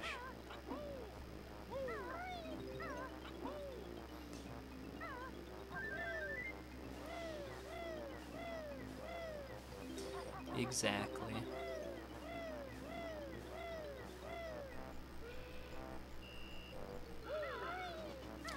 Alright, so Sakyori doesn't grab that Mumbo token, where that snowman was. Jump onto one of the whistles instead of doing a backflip to get into the funnels.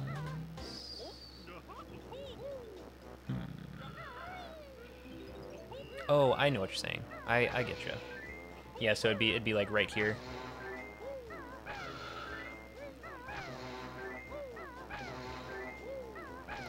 I don't know that I've ever seen that. You'd probably, if you were doing that strat, I don't know. I'm confused. Saves 0.3 seconds. Heck yeah. That's what I'm a back age. It's all about those like very negligible time saves that all add up. Oh, it's tasking that Dulce does for the meme. Nice. Dude, I gotta give props to Dulce. He came out of nowhere and then he just like crushed the game. He'll say whistle with the H sounds. Personally, no. A whistle. Nah. I'm not gonna tell anybody that that's not how you're supposed to pronounce it, but I personally don't pronounce it that way.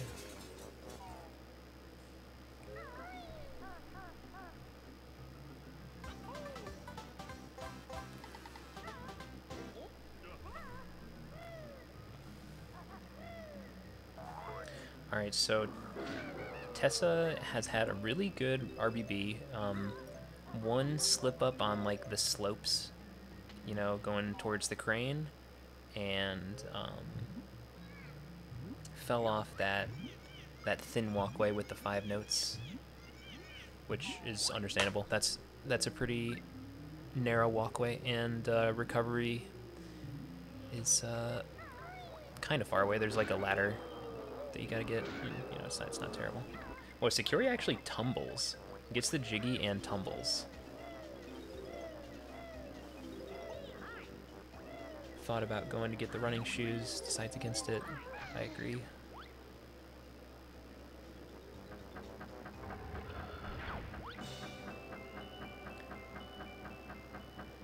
Hear the whistle blow.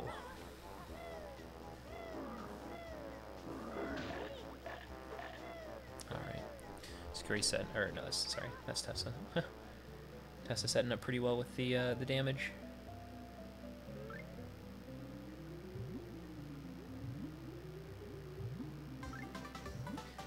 And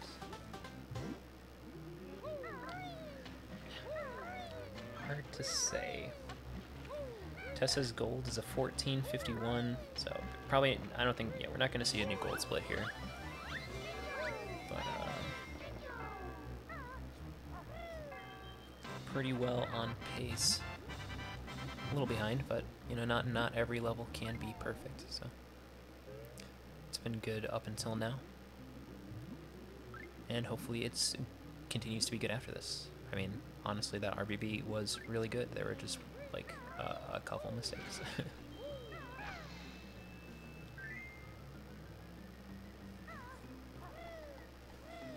We do see Sakyori opening up Rusty Bucket here, making his way into the Industrial Fantasy. Finished Freeze Easy Peak plus 151. Mostly, I would say that's due to stepping away during Twinklies and coming back and dying.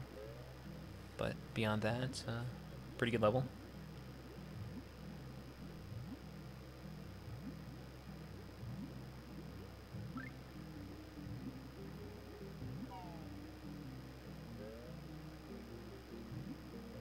Let's see how Rusty Bucket goes for Sakyori.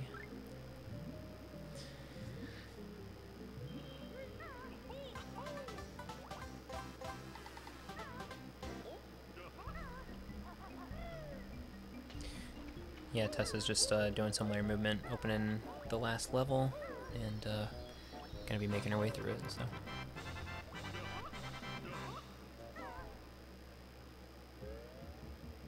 Sakyori's not far behind, you know, just one level behind, so.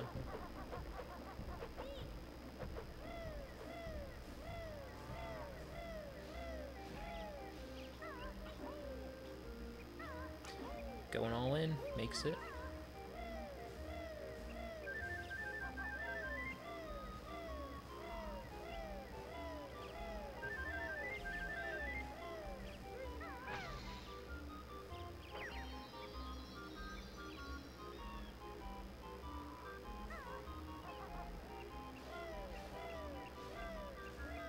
Makes it through the first fan pretty well.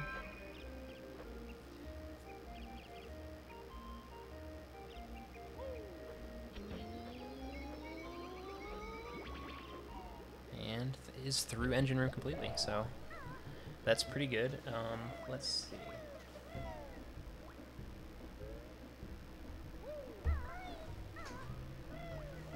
So it looks like his PB is his gold split for Rusty Bucket, so could see a gold split for this level.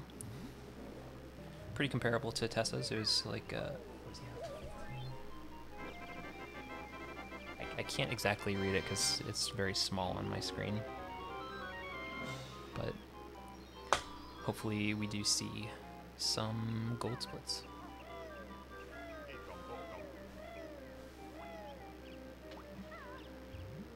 Tessa picks up that Mumbo token near the Click Clock Wood painting. I don't know if that's just a backup or if it's like actually routed in for this route, but regardless, it is a neat token to grab.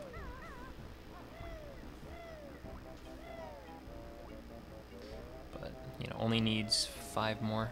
Oh, uh-oh. Sakyori, okay. You got the Sakyori, go to the box. Ah. Yeah, so this is the box. And he's alright, so that's the good news. Not a big time loss at all, maybe like 5 seconds, if that. But the important thing is that he doesn't have to do engine room again. Alright, so Tessa is opening Spring in Click Clock Wood. The neat thing about Click Clock Wood is it's the same level 4 times, kind of, and you explore it through the seasons. So start off in Spring and just kind of make the world a better place, you know?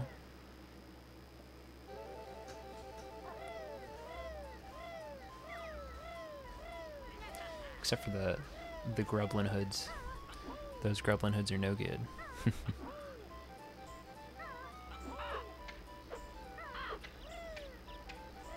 So one quirky thing about Click Clock Wood is the first time that you take out one of these bird enemies, it will display a cutscene. And so ideally you don't take out any of the birds and avoid all the cutscenes altogether. But typically there's one bird in summer that most people take out just for safety, and gotta watch that one cutscene. So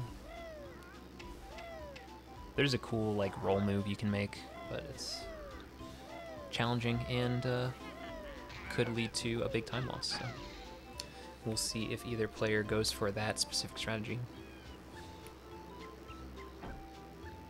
But if not, then we shall see the bird cutscenes.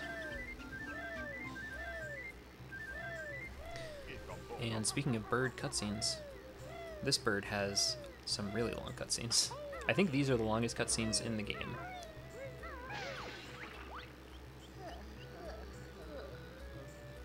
Because after it awakens, you come back later, you give it 5 caterpillars, you give it 10 caterpillars. And yeah, that one Jiggy probably takes, that's probably the longest Jiggy in the game. I'm not positive, but, and I'm sure if you were to be like, oh, all Jiggies or all Jinjos in a level takes longest, well, you're probably right on that.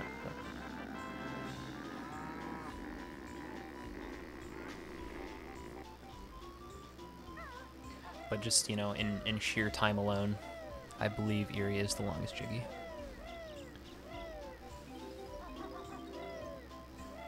Oh gosh. Alright, Sakyori is staying alive.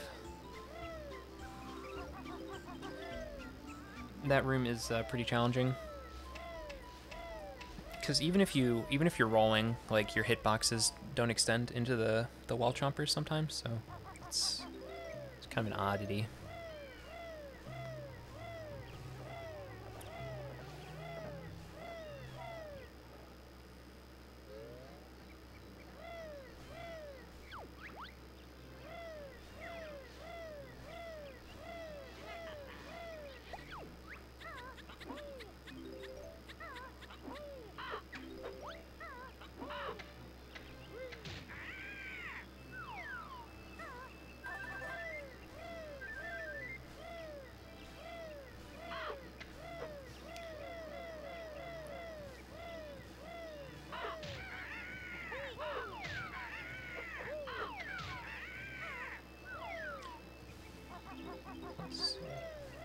Was that the first bird that Tessa took out?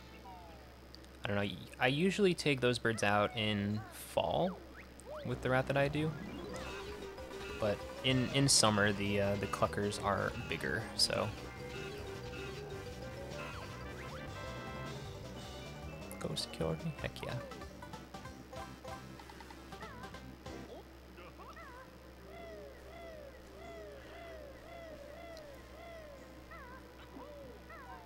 I do RBA, but or I suppose I do RRBA. So not the I don't do freeze easy peak early or 450 skip, bubble glue swamp early. But my click clock wood route is pretty comparable to these runners. I don't do soft lock. That's the biggest change for click clock wood. Oh my gosh. Sakyori backflipped over that seaman grublin. Pretty hilarious. Oh gosh.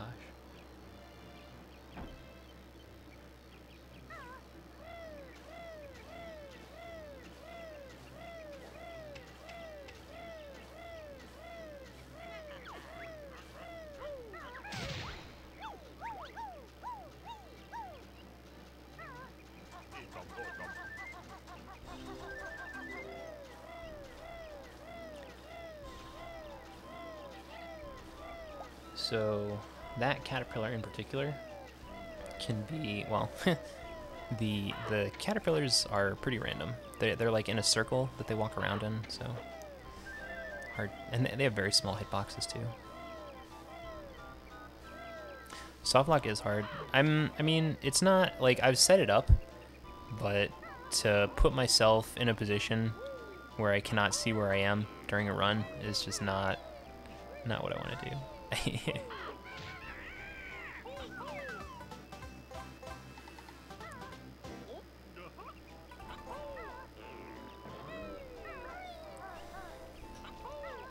But if I learn the jump counts, it probably wouldn't be too hard.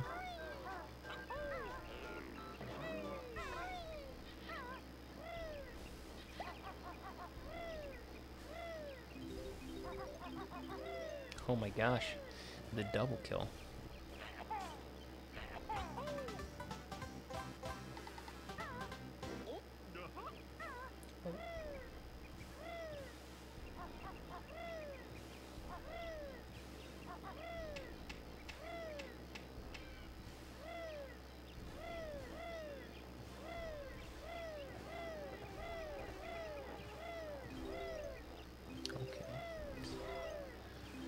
Alright, so Tessa climbing up the tree, grabbing some worms, getting ready to deliver them to the birdie. Eerie the birdie.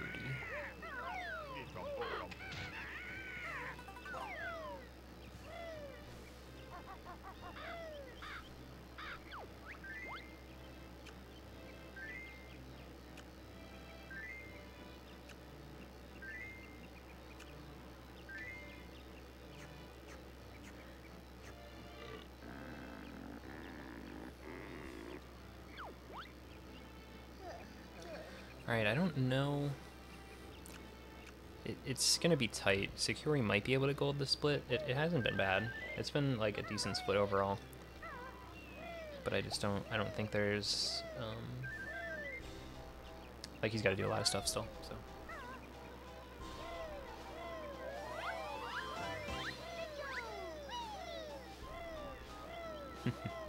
Go Sakyori, go Tessa.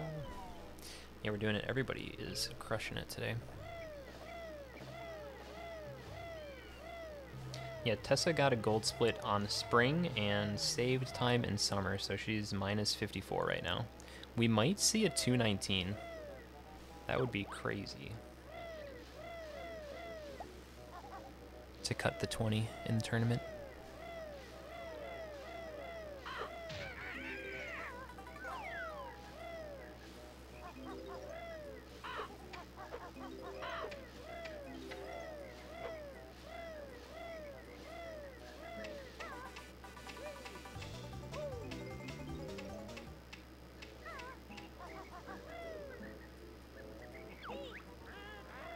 Oh gosh, Sakyori having some trouble with Snacker there.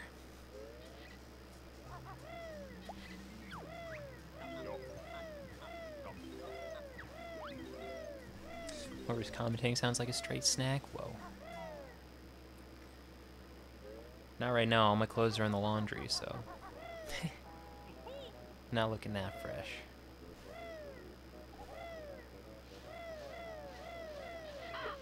Maybe perhaps a stale snack.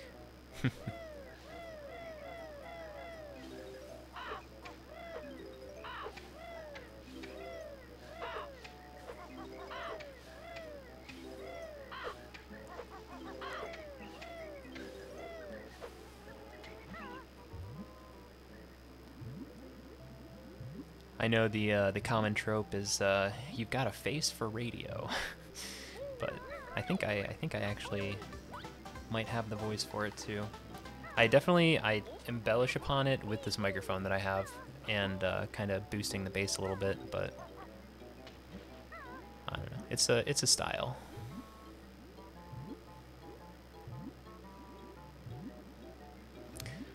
Mostly, I think it's in the pronunciation of the words and how you embellish upon certain syllables.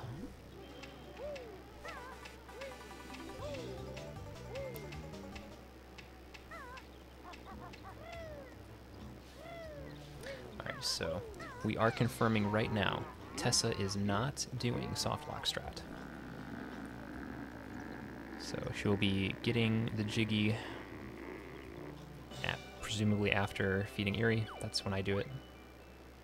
That's when I think it's fastest. Unless there's some new strat that I'm unaware of.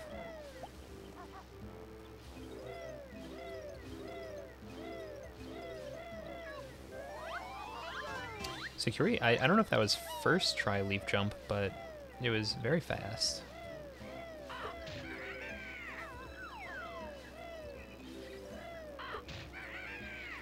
It's tough. I'm like, when you host these things, you have you know, so I have a dual monitor set up. On my left monitor, I have OBS taking up half, and then I have the two streams taking up the other half of that screen, so that I capture it. And then on my right monitor, I have like the actual stream, and I always catch myself looking at the stream, so my commentary is a little bit behind, because like I look at chat and stuff. So, but. It's always fun trying to manage these things. I don't know why.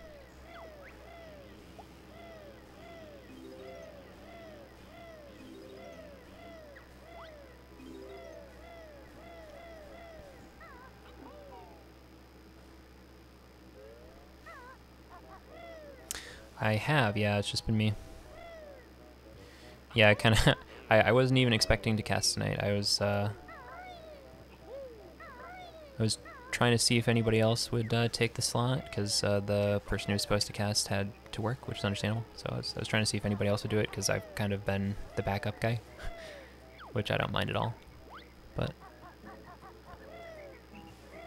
I wasn't expecting to stream tonight, so I'm happy that I am. It's all good, Shlongster. Yeah, I mean, you know, we're making it work. There's been no issues, so. We started 5 minutes later than we anticipated, but thank you, Roseanne. I appreciate it.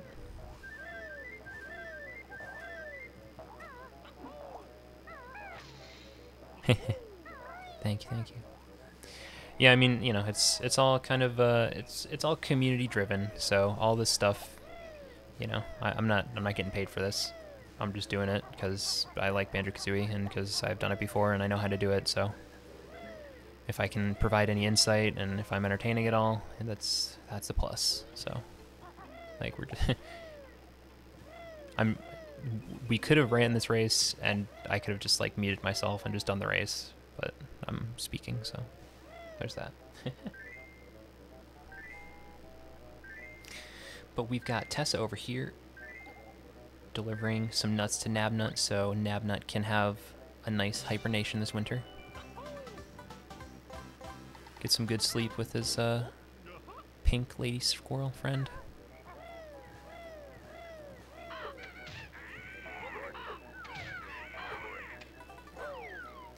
And taking it super safe with these birds here. You can kind of, you can do some slope manipulation there, but definitely given the pace, I don't.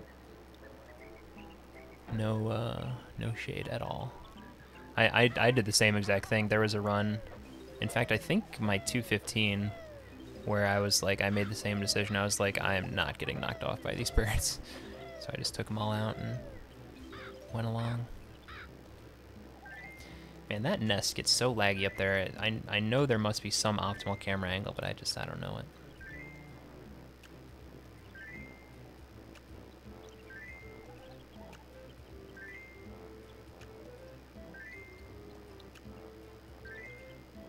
Yes, this is that long cutscene for the bird.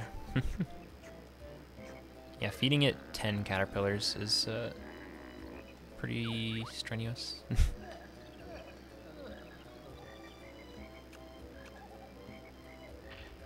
Eventually this game will reach the point where people need to learn the lag reduction strats. Yeah. It's kind of there, like to a small degree.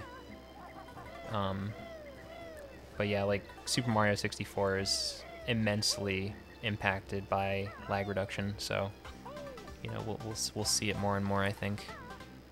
How's it going, Riot Tyson? Welcome on in, bud.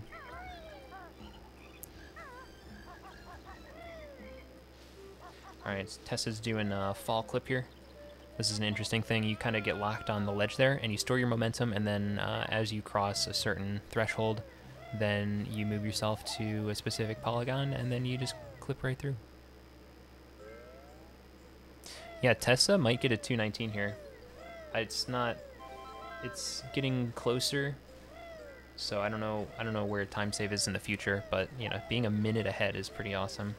I see best possible time 218, so I don't know if there's like a picture question or, you know, some missed peak bombs and grunty in PB, but it's and it could be a great run. So I mean, it is a great run, but it could be insane. Yeah, that's what it's looking like to me. Yo, so we see Sakyori getting a nice gold split on Spring there. So he's 8 minutes 3 seconds behind his PB, but does shave some time off. Saved 21 seconds from the last split. What's my favorite member of the Poliwag Evo line? It's either Polytoad or Poliwag. Poliwhirl's kind of like that weird, like in between, just like man, I'm Poliwag. Or Poliwhirl, but and Poliwrath is kind of like I dig Poliwrath, like he's swole, he's strong. But it's like I like the style of the Polytoad, and Poliwag is just so cute. How do you say it? How do you not like a tadpole?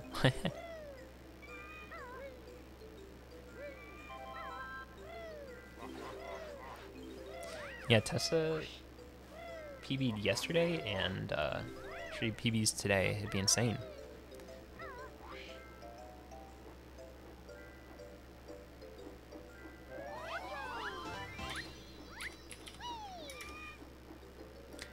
I like the shiny Polytoad a lot because it looks like cotton candy. I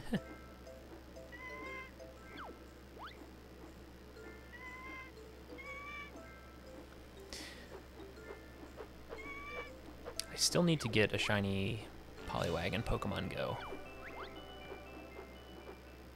Ampharos? Wow, let's see. I forget what shiny Ampharos looks like. Oh yeah, it's all pink. Yeah, yeah.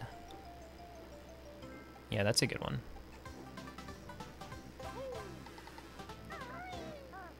It's got a blue tail. Yeah, that's a good one.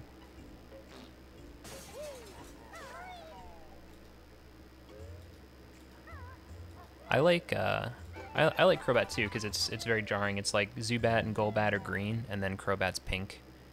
But my first shiny was in Soul Silver, and it was a Crobat, or it was a Zubat with bad nature. And then my second shiny was a Zubat in Soul Silver with a bad nature.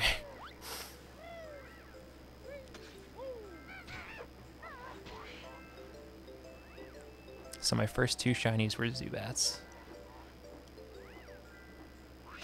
But I know Tessa does enjoy Crobat a whole lot. Her shiny Pokemon Go is a Mary. Nice.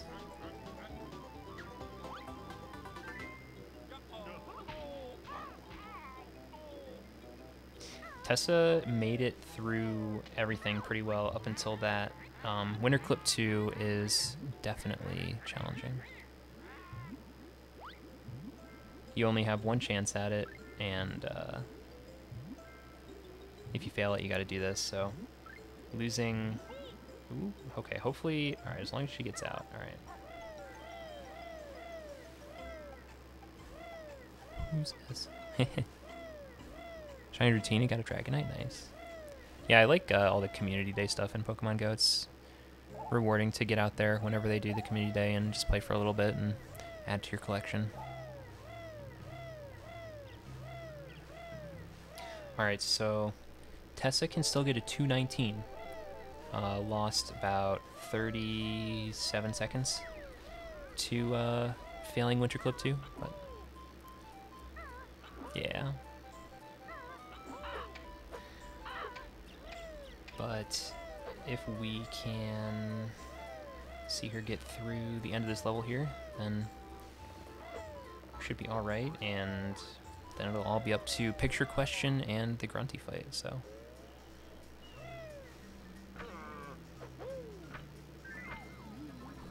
Sakyori feeding the birds.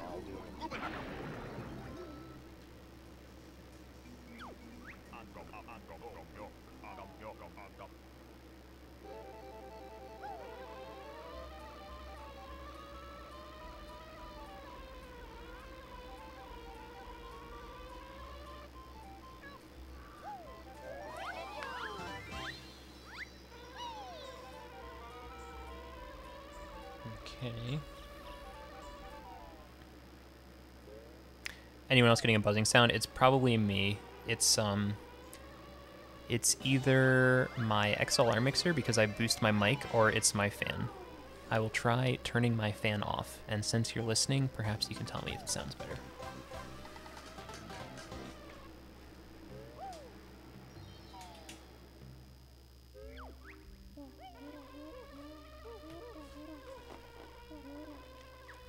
So just looking at my audio levels on OBS, I don't really notice a difference. There's a slight hum.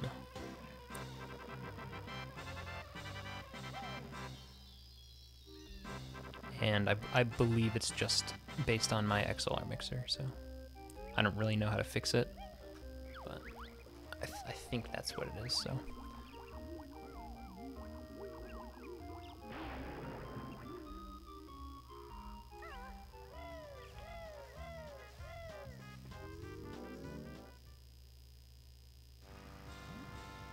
It's definitely a lot quieter in my room now without that fan. I've had that fan on like weeks straight, like ever since it got hot. I just haven't had it turned off.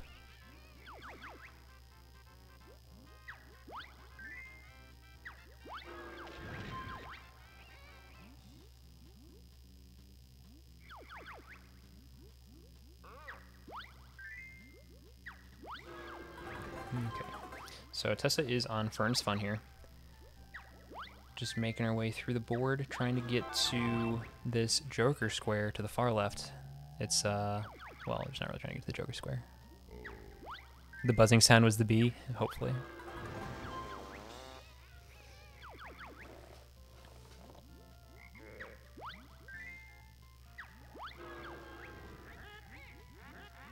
Alright, so right now Tessa is trying to hit left C while crouching. Yeah, there you go.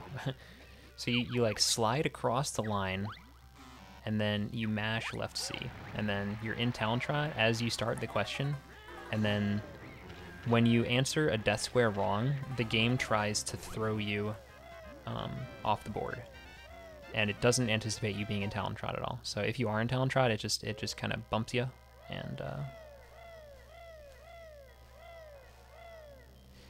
yeah, so no picture question. Looks like that was a source of time loss in PB. So Tessa is minus 145, getting another gold split.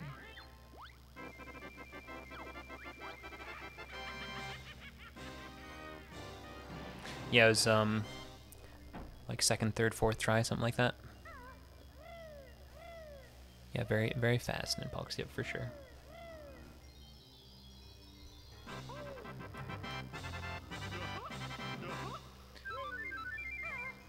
Turn up the game audio a little bit. Should be alright.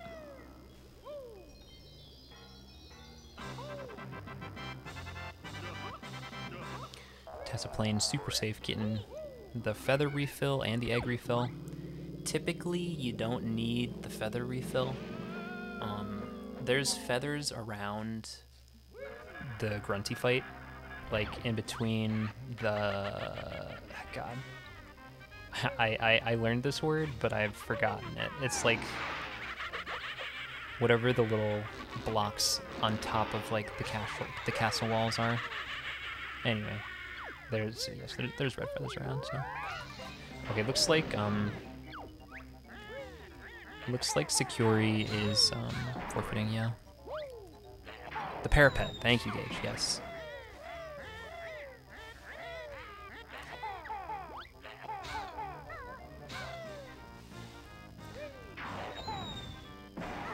Understandable. It was a pretty rough run all around for Sakyori. Here, let's I'll pop in. Let's get Sakyori on the line. Hey, Sakyori, how's it going?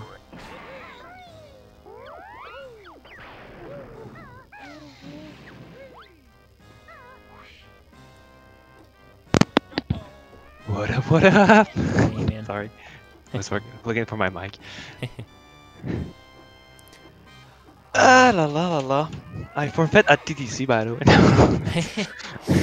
Yeah, Oh, it's speedrunning is it's definitely a mental thing, and Yeah.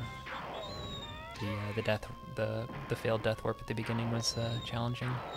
I had a good mumbo still. but It was a but good there race. is. Yeah.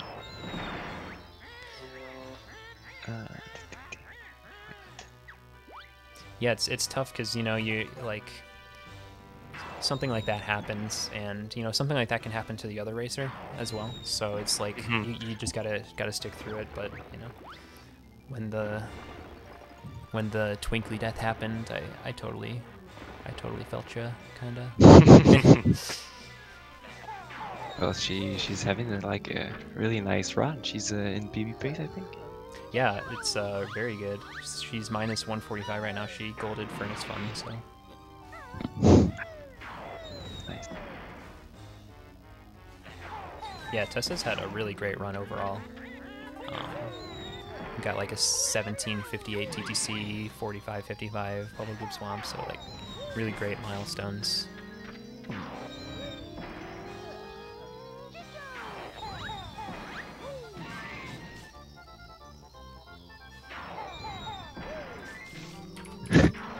I'm a legend now. Okay, thanks. I mean, Shalongster's right, you are a legend. Okay. I'll stick to that. I remember we raced a while ago. There's like a Yeah. huge race. Like 8 or 10 people, I don't know. Yeah. That was cool. Me too, Riot. Tyson.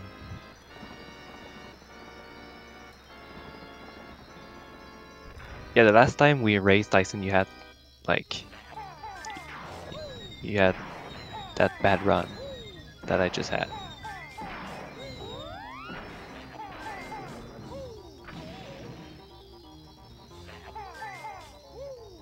Oh, this is the end. Yep, it's looking like it. Wood. Wow. GG. Phantessma.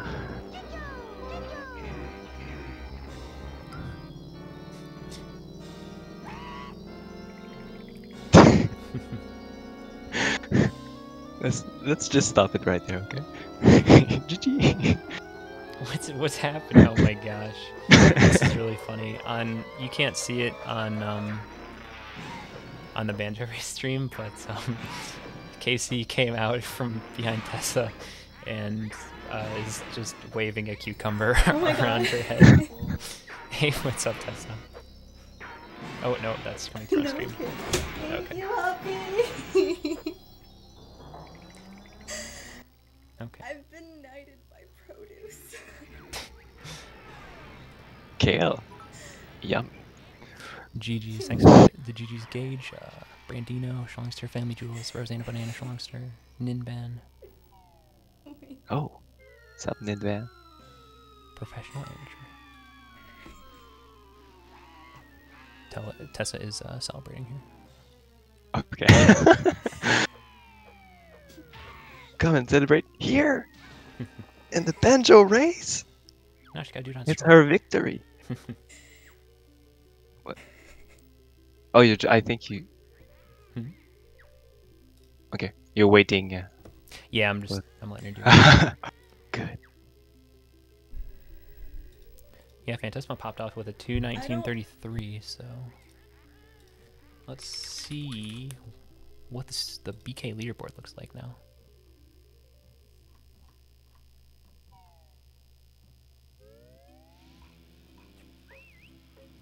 So just behind Measy, so 62nd place, bopped garage door opener.